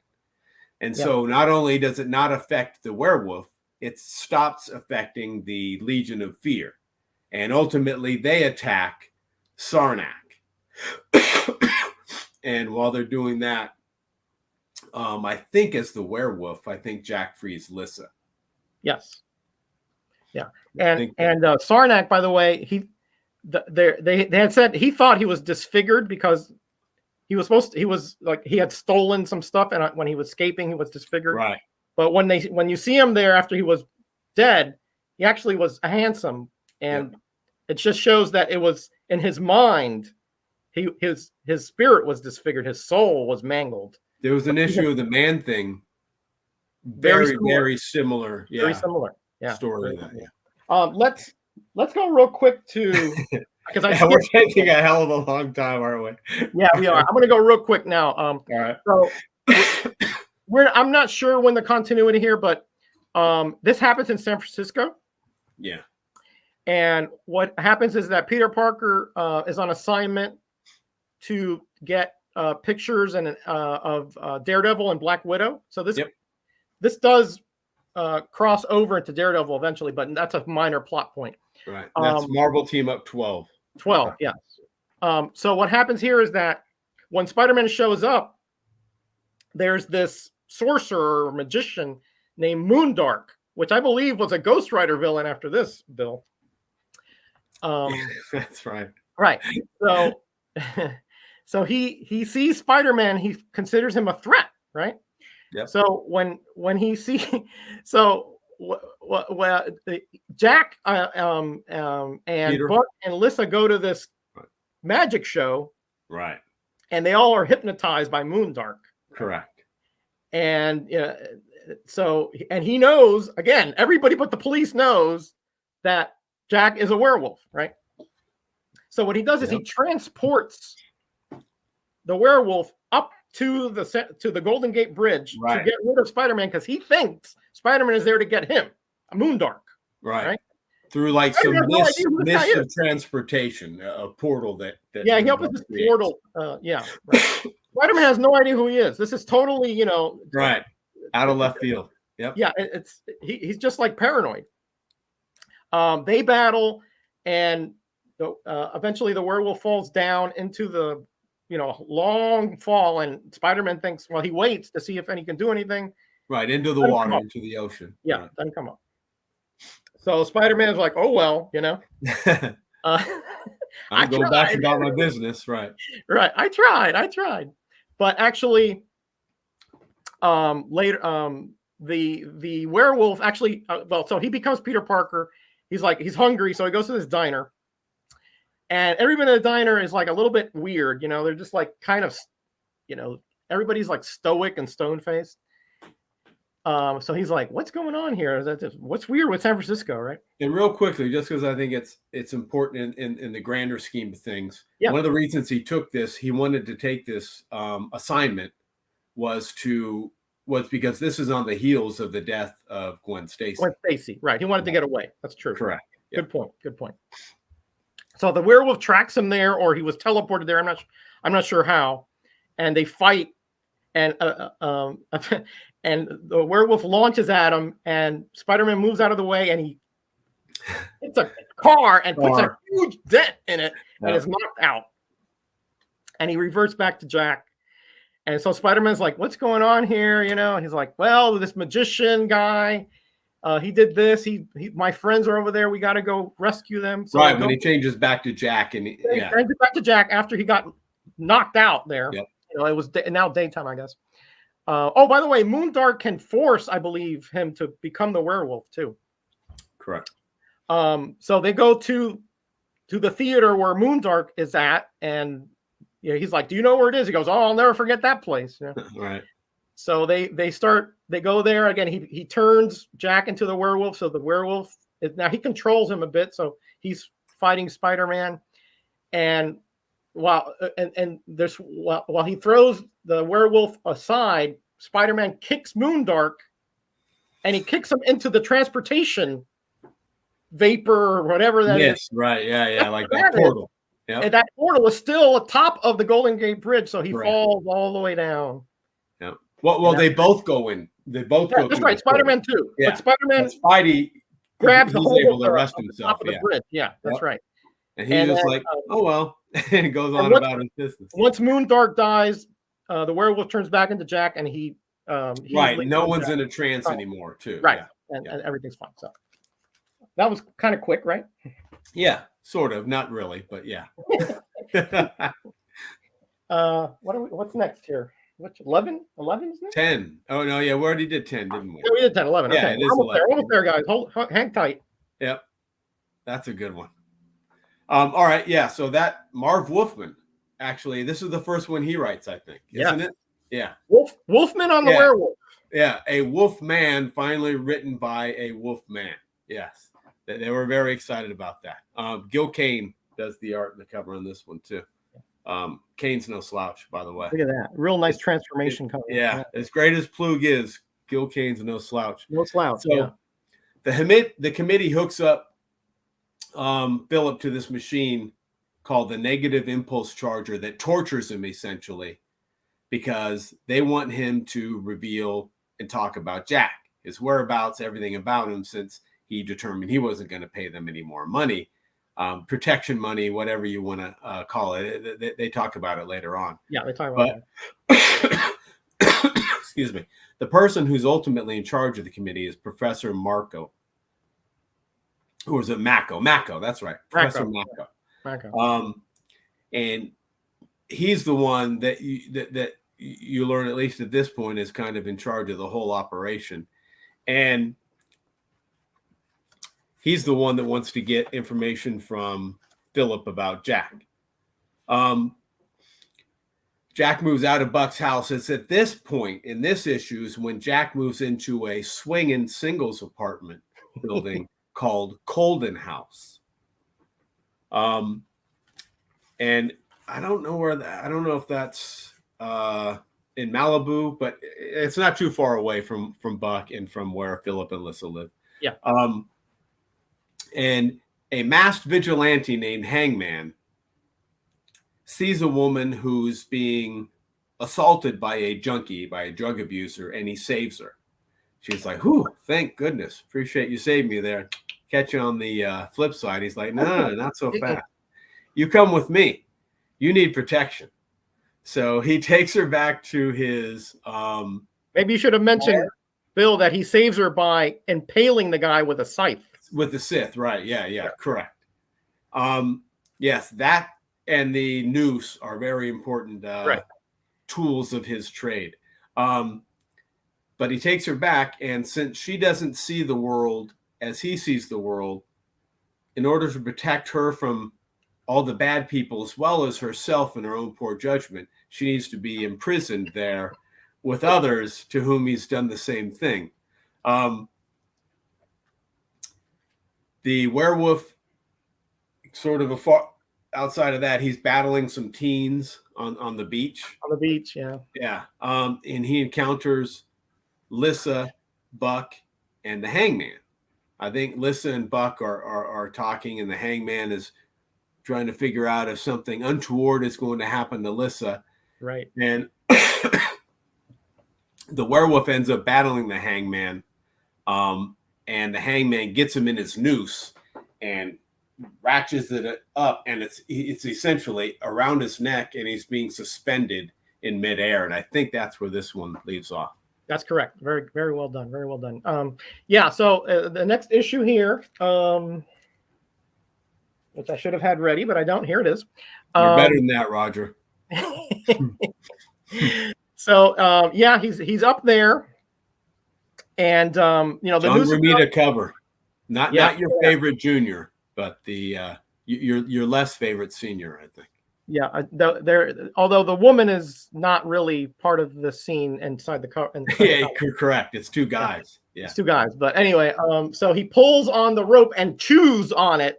Yeah. Right. So, hey, he's a werewolf. He got sharp teeth, right? Yeah, makes sense. So he's able to get out of there. Right. Battles the hangman for a little bit, but then the police is coming. And Lissa and Buck are saying, "Hey, this is crazy," So Hangman and Werewolf take off. And again, this is late at night. So the next day, Jack reverts to Jack, right? Right. Yeah, and he's there in his apartment. We meet some of the other renters there. There's this girl named Sam and Clary, and they're like into Jack, Oh, it's important to mention that I think in this issue they've broken Philip, and he agrees to tell them the committee about Jack. That's right. His whereabouts. They're torturing him, and finally he's like, "I'm not going to tell you," but then he's like, "Can't take it," so he lets them know.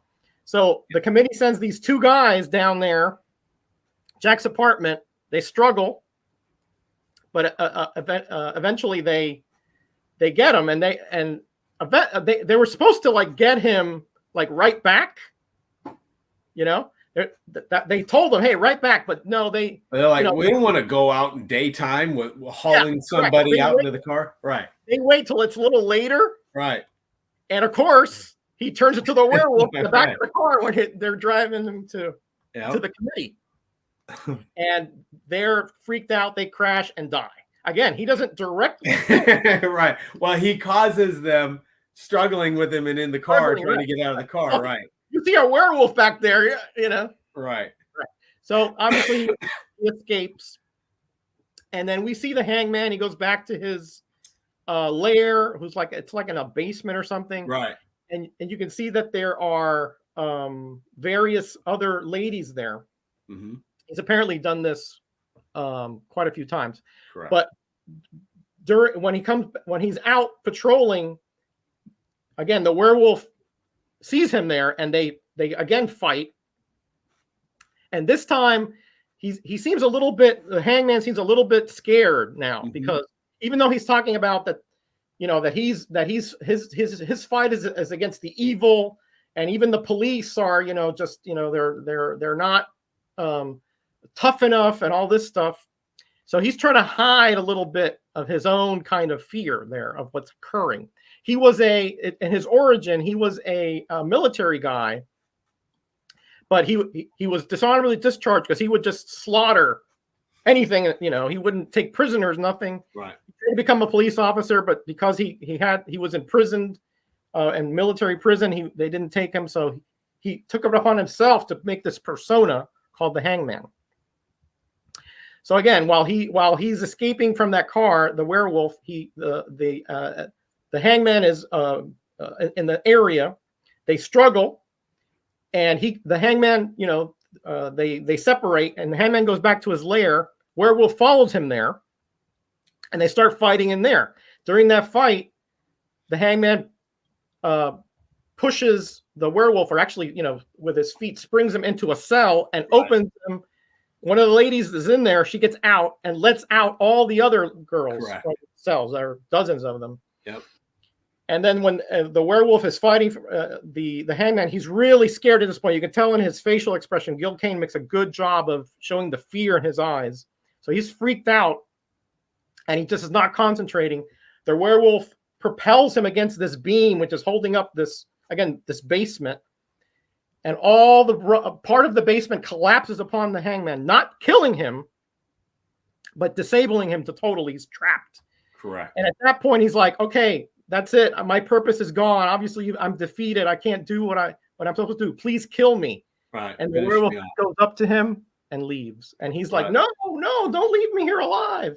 Yep. Again, he didn't kill him, but right. But he destroyed him in his purpose. A pretty good story, although to me, just to focus on this a little bit, a little heavy-handed. It does seem like this was one of those beware of the morality police type issues that were kind of big in the late 60s, early 70s, when there was a lot, I guess, of questioning of authorities and a lot of pushback on conservative groups. And it seems sort of like a tropish attack on that. But yeah, there seemed to be a lot of political commentary there. Yeah. Mm-hmm. Good night, Kyle. Take care, my friend. Hey, Shop, how you doing? Great to see you here. All right, number 13. 13. We've got Plug back. Oh my gosh, isn't that such an amazing cover? Look at that. Jeez, just drink that one in. Just incredible. And for you guys who want the lovely ladies, that's Topaz down there. It is Topaz, yes. Showing a lot of leg, Bill. That's true.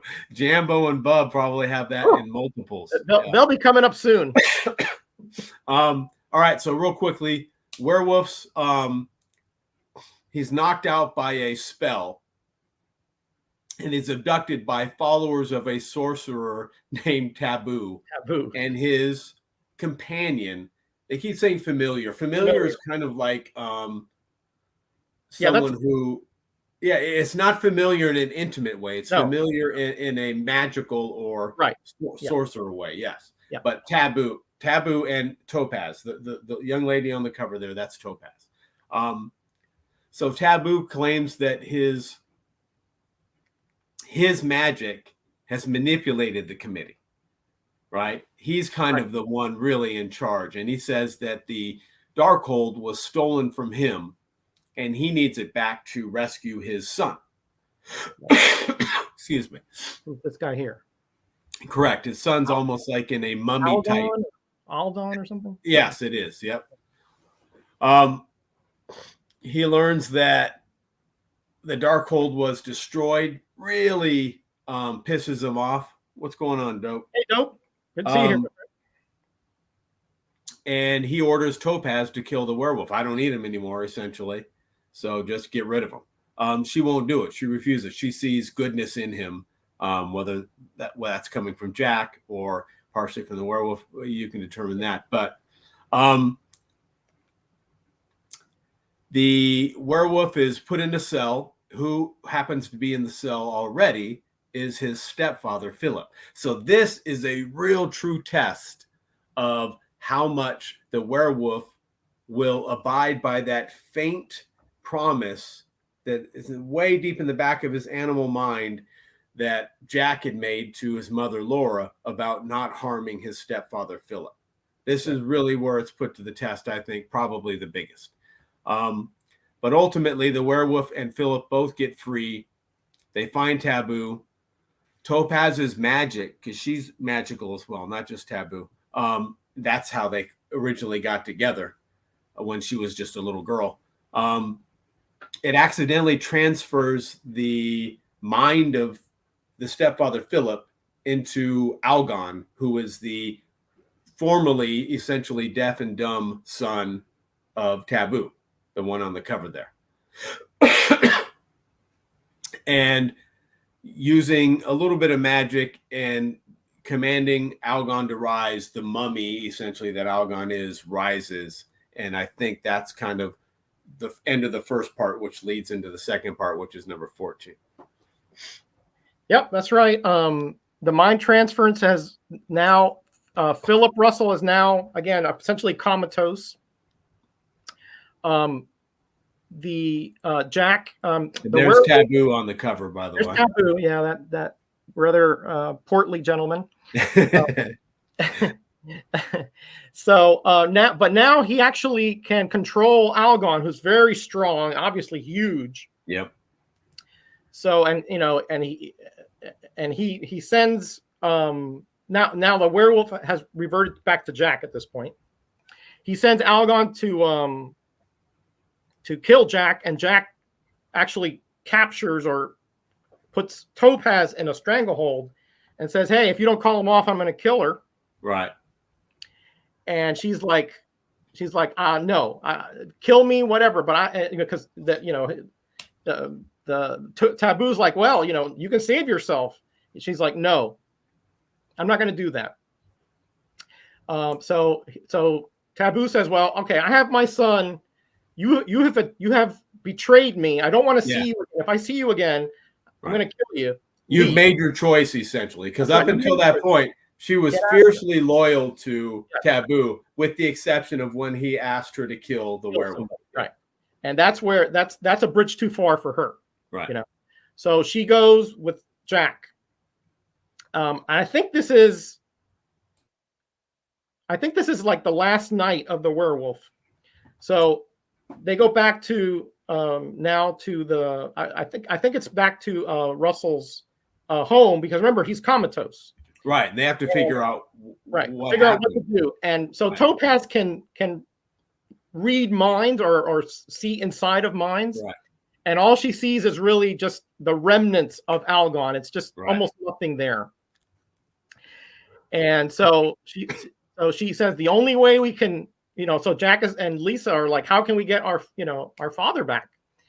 And he says the only way is to destroy Algon.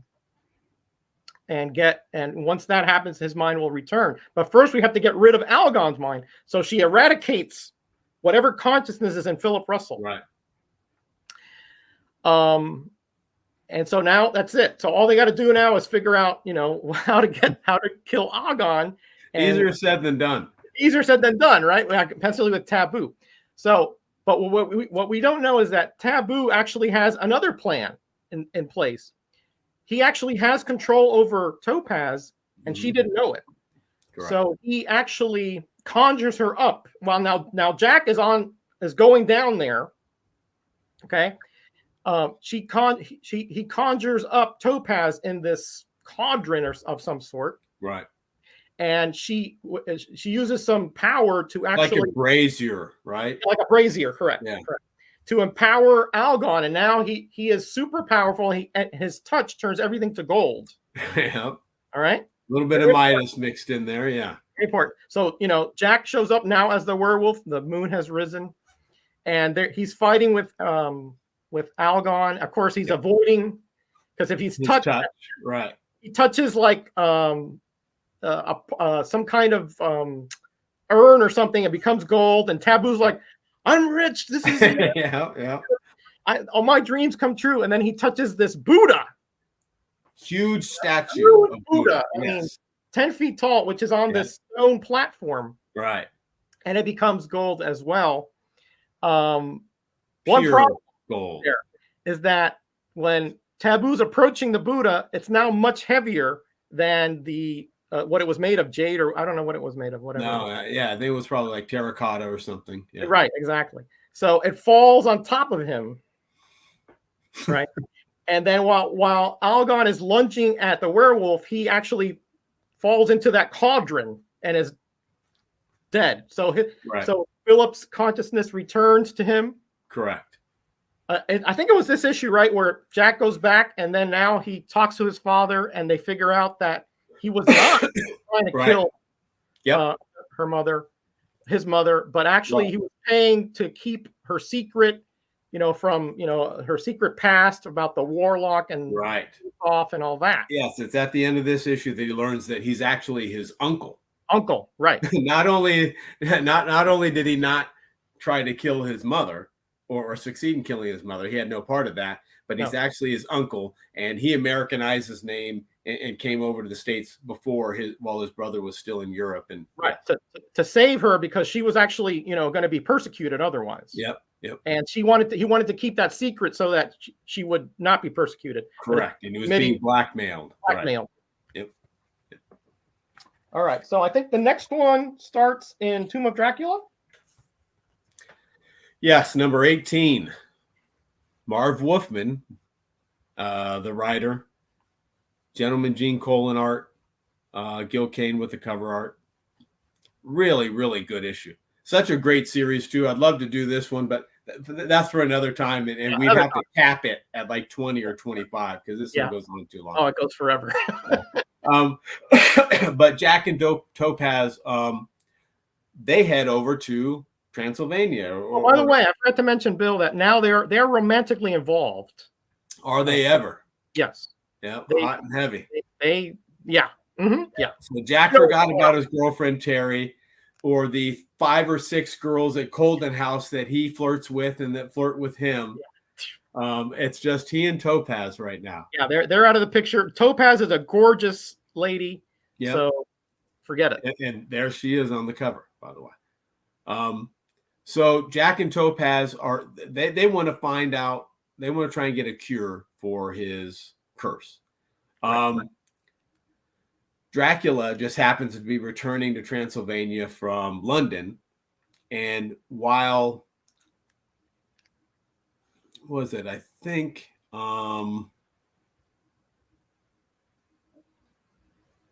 What are you talking about? Rachel Van Helsing and Frank? Yeah. Quincy Harker, right?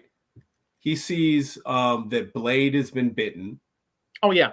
It's hard because I'm reading Tomb of Dracula right now, and so I don't want to get him confused. But I think you're talking about there. Yeah. I think he thinks that Blade was dead. Yeah. He's about to stake him. Yeah. Right. Well, a drunk named so they're at an inn. Topaz and Jack, and there's this drunk named Scratcher who makes a pass at Topaz. Scratcher, I love that name. Right. Yeah. He's like some old sailor, right? Drunk sailor. A major trope. Major league. Yeah. Jack socks him one, and then says, hopefully that's the end of it. Well, they go up to their room. Scratcher's not having that. He gets himself a knife and he heads up to the room. And unfortunately, for him anyways, this is one of those nights, one of the 3 nights, and Jack is transformed into a werewolf. So scares the heck out of him. The werewolf attacks him, and I think this might be a case where he killed him. I'm not sure. Yeah, I think he did. Yeah. He did. Yeah. Dracula, just later on, Dracula happens by and tries to feed on, not at that hotel, but when they're out, he thinks he's going to feed on Topaz, got himself a victim. But he doesn't, he wasn't aware of her mental powers, right? Right. And just looking into her eyes causes him pain. And so he can't do it. He goes and looks for some other victim. But the werewolf's fighting Dracula until Topaz intervenes and makes Dracula flee. He's like, let me go find someone who's easier mark than this lady here. Jack and Topaz go to the Rusoff Manor. So I guess this isn't the castle, right? It can't be, because the castle was... Castle's in California.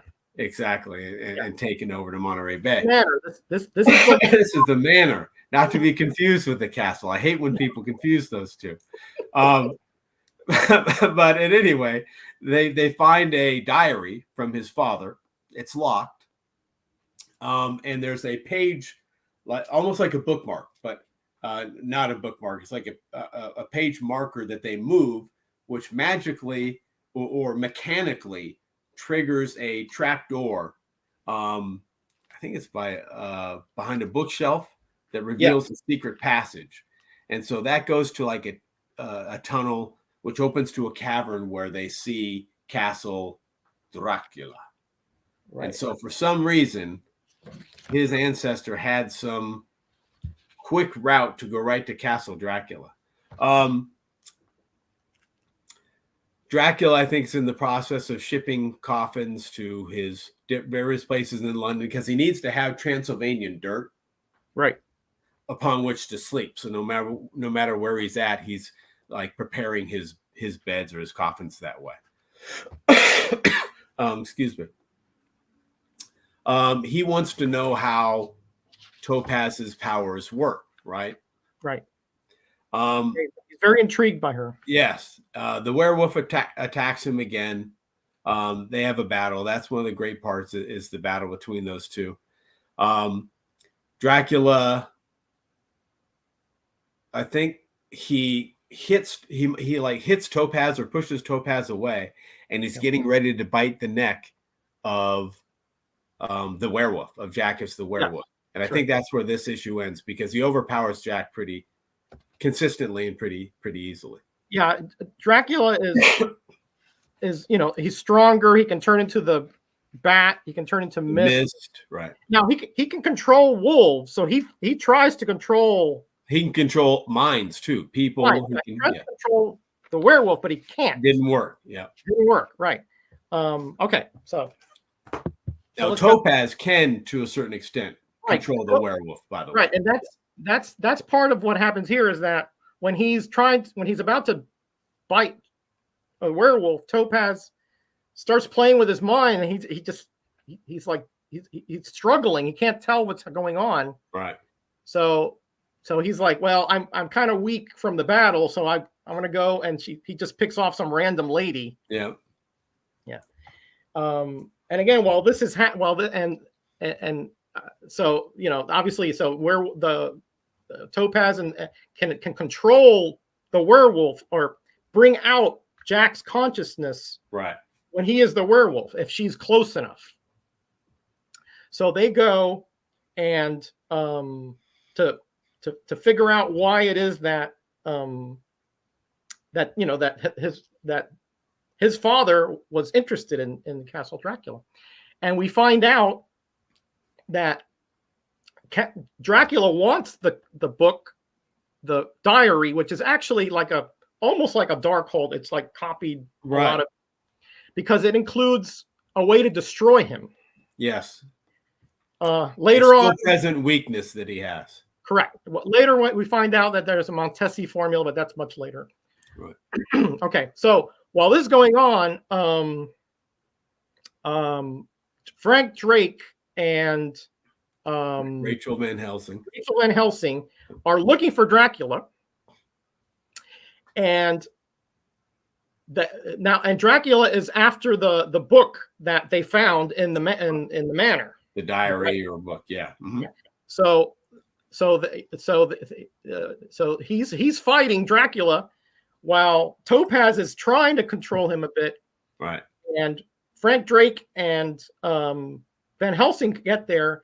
She shoots the book when Dracula grabs it from I think it was from the werewolf. Yep. Now, why she didn't shoot Dracula? No, he grabbed it from Topaz. Goes from the Topaz. Okay. Yeah. She he shot the book, right? Yep. And so now she has that, because she was like, if you want it, I don't want you to have it. You know? Right. Now the ending is a little strange here. Essentially, he kind of like, well, this is too much trouble for me, and I have bigger fish to fry, so I'm out of here. But so it's they leave in the helicopter, and he's trying to get them, but that's where it ends. Like, he becomes a bat or whatever. Right. Yeah. And that's Drake's and Rachel's helicopter. That's right. What they arrived in. Yeah. Right. So that's all I remember. Okay, we're stopping at 19, so we got just a couple more to go. Yeah. Yeah, well, we can leave that giant size out for today because we're running pretty late. Yeah. All right, number 16. Mike Friedrich, I think, wrote this one. Yep. Still got Plug with the art. Great cover. But Topaz is becoming increasingly less able to control the werewolf's mind. It's taking a lot out of her, and it's becoming more difficult each time she attempts to do it. They're at an airport in Paris, and this hunchback, he's on the cover, mutant, essentially, hijacks a plane that's on the ground. Now, his mutation is he's very strong, and his skin is very, it's nigh indestructible. I wonder if there are any other detectives or for hire that have that same thing. But at any rate, he's angry that he's a freak. That's his ultimate motivation, and the way that he's treated by the world and society at large. He battles the werewolf in the plane. He takes Topaz a prisoner. She's always being taken a prisoner. Yes. Her or Lissa, always being taken prisoners. All the ladies, yeah. Yeah, exactly. And he takes her to the top of the Cathedral of Notre Dame, right? Yep. And that's ultimately where they have a battle between him and the werewolf again. And the werewolf wants to kill him. But then because of Topaz's influence, because the hunchback is hanging on a precipice of falling from the cathedral to his death, the werewolf just decides, okay, no, I'll help him. And he reaches his hand down to help him up, but he can't grab it in time. And he ultimately does fall to his death. Again, not the fault of the werewolf. And in this case, he wasn't agnostic to what happened to him. He did actually try to help because of Topaz's influence. It just didn't come to fruition. Yeah, exactly.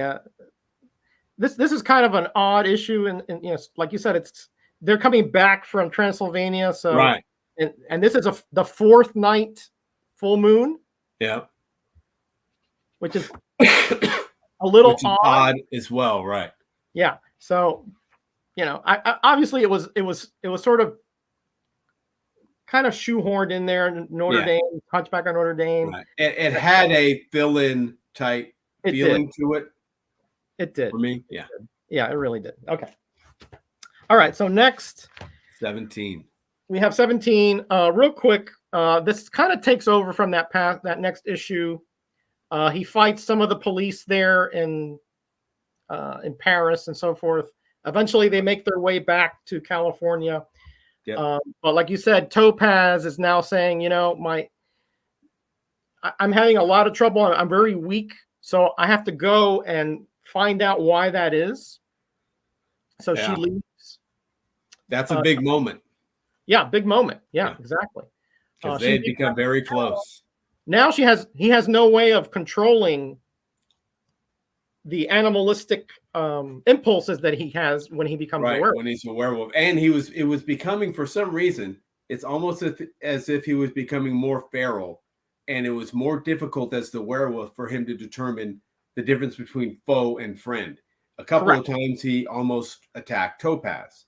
Correct. He was becoming a lot more feral, I think is a good way of putting it. Big there, and it's also big on the other front in that she is clearly the strongest romantic interest that Jack has had up until this point in time. Correct. All right, so then we find out about this guy called, I think, Baron Thunder, who again, you know, he wants Jack, he wants the werewolf, and he has like this being. This is made of clay or stone or something. He's supposed to be the secret leader of the committee. I don't know how many people can claim that they're in charge of the committee. We had for this committee. I mean, right. Really a committee, you know, because I mean, tons of them, right?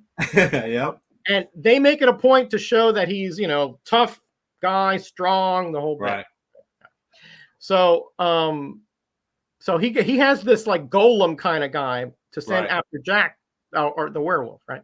Like a stone behemoth or something. Stone behemoth. But before that, Jack, since he can't control his werewolf side, he has this neighbor called Raymond Coker that he noticed had all these books on the supernatural. So he asks him, he's like right across the hall. He asked him while he's out there, what do you know about werewolves? Well, he goes ballistic. Yeah. And he's like, get out of here. What are you doing intruding? He really overreacts, which right there. Right. But to be fair, though, he's been antagonistic toward Jack from day one. Day one, yeah. He's been rude to him. He's very secluded, keeps himself, doesn't talk to any of the other guests of Colden House. Yeah, you can tell he does not want anybody in his business. Right. Yeah. But Baron Thunder wants the werewolf. So he sends the behemoth into his apartment. Right. That as he becomes, but you know, eventually he becomes the werewolf in there. He slices off one of his hands because it's clay. He actually grabbed the werewolf by the neck and he just clawed his hand off. Yep. You know. And then they fought some more. He threw it. The part of the wall fell, the whole bit. Then he chopped off the other hand. You know, and then he tried to stomp him. You know, it's just a crazy issue, a very crazy issue. But eventually, the behemoth is called back. Right. He just leaves. He just leaves. Well, you know, because I mean, obviously he doesn't have enough appendages to kill or capture the werewolf. Right. And Jack is still the werewolf, but it's getting late, and he's about to turn back to Jack right at the end. And I think I don't know if it's one of the girls from the building comes in, or is it Lissa? Hold on. Well, Topaz leaves, I think, right toward the end of the issue. No, yeah, Topaz has already left at this point. Lieutenant Hackett. Oh no, you're right. No, you're right. Topaz. Yeah, you're right. Yeah, you're right. And Lieutenant Hackett shows up, and he wants to ask Jack about the werewolf again. That's right. And he asks him. He says, Jack Russell, I'm Lieutenant Hackett from the police department. I have reason to believe a werewolf is here. Right. He thinks it's him, but he thinks it's him or it's someone in that immediate vicinity. Right. Yeah. Right. All right. So, all right, we're finishing up here, guys. 2 more issues. All right, number 18. Ron Wilson cover on that, by the way. Lieutenant Hackett. Nice. Is knocked out as soon as he makes that revelation by the cleaning lady, because all the damage that's been done, there's a cleaning lady there, although she's not really the cleaning lady. Her name is Ma Mayhem, and she works for the committee, and she was sent by them to get the werewolf, kind of like those 2 guys were sent previously. But she's a little bit she's got this thing figured out. She's got a silver whip that she uses. And she's fighting with the werewolf, and during their fight, they crash through the walls of his apartment, and they crash into the apartment of his bestie, Ray Coker. and Coker is in the midst of some sort of ceremony with candles and everything else, and it's a ritual, I guess, if you will, and it's being interrupted, and he's very pissed off because it's at a point to where it can't be resumed or recaptured. Right. But it turns out that Coker is also, there it is, a werewolf. Yep. Now, Coker is African American, and I think that they do that maybe to differentiate them in their werewolf forms. Right. But at any rate, he and Jack as a werewolf battle. And they go into the woods and battle.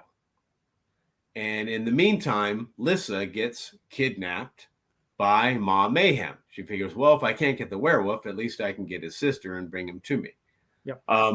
The next morning, when Jack heads back to the apartment, he finds a ransom note from the committee for Lissa. But he and Coker as werewolves, they battle to a draw, essentially. Yeah.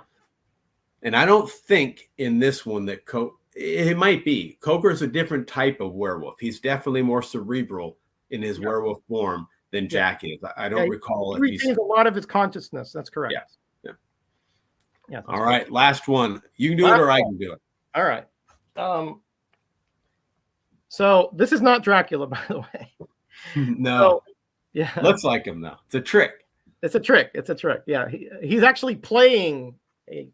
And this one, Roger, real quickly, is another one that felt kind of almost like a fill-in type issue. Yeah. I mean, it starts with a flashback where they're fighting on the moon, but it's really a set. But it's the next day, and now Jack is confronting Coker, and he was like, I would kill, he was like, hey, can we figure out a way of getting rid of this? He goes, you interrupted my I guess that ceremony was what kept him from turning to a werewolf. And he says, I can't do it now for months or whatever. Right. So they fight in the stairwell there, but ultimately they figure out, well, what can we do to help each other? No, I think ultimately they agree that Coker just wants him to leave him the hell alone. You go about your business, I'll go about my business. But then Coker ends up following Jack, shadowing him. Right. Jack goes back to the set. Now, since he was given that stuntman thing, so he can go into the studio. Right. Yeah. And so one of the girls that works at Colden House is a blossoming actress. Yeah, that was way in. What was her name? Clary something. Yeah, I can't remember her stage name, but it was different. Right. Well, anyway, so the attorney that represented what was his name? His name was Cabal, whatever, the attorney guy. Mm-hmm, mm-hmm. His only clue to that the possible that Lance Kane. Remember that guy who said he had a cure? The brother of Josh Kane. Yes. Right. His only tie to it is that Clary knows that the attorney has a chest of stuff at the studio. Correct. He left, but he just disappeared or something. So Jack is over there thinking that maybe that'll help him. And like you said, Raymond Coker is tailing him. Right. Want to know what he's up to. But what happened is that these two people here, I forgot their names, were at the studio and were bitten by Dracula and thought to be dead, but they actually. Right. I think one was an actor and a director or producer or something like that. Yeah. I think they were both in the industry. So they see Jack there and Clary, and they attack, thinking, we need, we're vampires. They act like really odd, like really strange. Like they make these statements like they're proud and all this. Anyway, so they attack Jack eventually in the studio. Now this is actually a set back here. This is not actually on the moon or anything. Right. And eventually Coker shows up and they both are fighting these two vampires. Correct. But Coker's like, hey, don't you know a stake through the heart will work on vampires? He's like, don't you know anything, But he's now the feral werewolf, so he doesn't understand that. Correct. But Coker, I think he impales the girl vampire and kills him. Right, with wood from the set. From the set, because it's all wood. It's all sod. And then the werewolf unbeknowingly propels the male guy into the wall of the set, the world, and one of the beams impales him there. Right. That's it. They scatter the ashes because Coker apparently knows his stuff. And then they look through the trunk and they find this book called Libro de Malditos, right? Right. Which means essentially book of evil. Right. Book of curses or evil or evil stuff. Yep. And what does it say? It says the only way to cure the curse of the wolf is that the cursed must find another werewolf and kill him under the full moon. Yep. And guess what? Now we got Coker and we got Jack. Exactly. And they're both essentially eyeing each other. Yep. Yeah. So they're like, how do I get this guy? Right. Say that. I think we can end it there, Bill. We were going to do Giant Size 1, but I think we've gone over 2 hours here, so we'll end it here. Well, we've got some troopers that have stuck with us. That's for sure. We do. What's going on, Sean? Good to see you, Ben. Thanks, Slim. Ben, thank you for sticking with us. This lasted a bit longer than we thought. Yeah. But it's just this was so compelling, guys. It was such a good series. If you get your hands like Marvel Unlimited or whatever, this is a great read. That's how I reread it. I originally read it with the Marvel Essential trade paperbacks, which are black and white reprints in trade paperback form. But I reread it with the Marvel Essential app And so that was the first time I got to read it in color, which was nice. Yeah, really, this series has it all. It has art. It has great art by Plug. Like you said, Yeah. even McGill came and Tom Sutton, really good stuff. Yep. Great storytelling, really, really, involving subplots, a little bit of haziness here and there, but when you have different writers, sometimes things get lost in translation.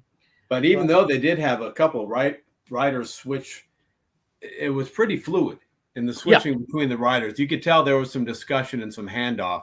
And I just liked that it was so cinematic in the very beginning, and then it switched away from that, but you didn't lose. It was just a different kind of good in how a lot of it was more descriptive, more poetic in the prose throughout that kind of kept you rewarded. Agreed. Yeah, you never, there were never two instances where you said, well, they really, just repeated. There was overarching themes, right? Like the werewolf wanted to get back to the forest, back to, the natural part of what wolves would want, right? Right. And then, there was Jack who, if I knew that it was going to be a full moon, I would have made a lot better decisions than he did, I would have been better prepared. But again, that would not have been good storytelling elements in that. Right. And also he was 18 years old. You have to remember, a very young man, immature young man. Yeah. So it reveals a lot about family dynamics first, the tension between Lissa, and their stepfather, but the very close relationship that he has with Lissa. And as part and parcel of that, the primary driver of him trying to find a cure for this curse is not necessarily for himself, but it's because he anticipates that Lissa, who is nearing her 18th birthday, may have inherited the same curse. That's correct. Correct. Yeah, there's just so many layers to this series and the story, the way that it unwound. Right. You just peeled back something, and then there was something else to see. Yeah. And then that thing is still going. Topaz is going to be coming back. Right. There's going to be lots more going on in Jack's life as far as circumstances. Other villains will be coming back from the past. New ones will be rearing their heads in the future. And that will be on Comic Mag Musings channel. I don't know when, maybe 2-3 beginning of January, I'm thinking maybe. I don't think that long. No, I don't think that long. I don't know. Maybe. We'll see. It depends on how the holiday season stuff goes. You let me know. You let me know like a couple of weeks before, and I'll because I read this. I probably haven't read this like intensely for 7 or 8 years. So it was a joy to revisit this again. Wasn't it? Sometimes it's good, right? But when you actually have the comic in front of you and you're reading it and you can't put it down because it's just so darn engrossing, that tells you that these guys really know what they were doing back then. Yeah, they hit it out of the park. So was it Jackson said, I gave great information, but you, Roger, had your usual rambling. That's not very nice of you to say, Jackson. Oh, yeah, we were into it, weren't we? Hey, Surf Blue, how you doing, Dave? Great to see you, my friend. I was sleeping. Well, guess what? Nothing wrong with that. I had not read this part. You guys may want to read it again. Thanks, Mike. There you go, Mike. It's great to have you here, Mike, by the way. I'm honored that you got to join us. I know you and horror are like this, so that's true. It's always great to see somebody, a big fan like that here. And of course, all in the chat. Damien was in here. Steve is in here. Ben, what's up, Norman? Of course, snuck in. The Slim was in here. The ubiquitous Jackson Roy Kirk, of course. Dope was in here. Another great horror fan. Aficionado, yeah. All right, guys, let's get out of here. Bill, thank you, my friend. You were awesome. You rescued me with some of my gaps here. It was fun. Looking forward to part 2. Part 2, yeah, will be from 20 through 43 and some of the giant-size issues. And we're going to have to do that a little quicker. Yeah. We'll have to pick up the pace, I think. Yeah, we'll have to pick up the pace a little bit. All right, my friend. You take care of yourself. Everybody, be kind to each other. Be blessed. Be back. Bye.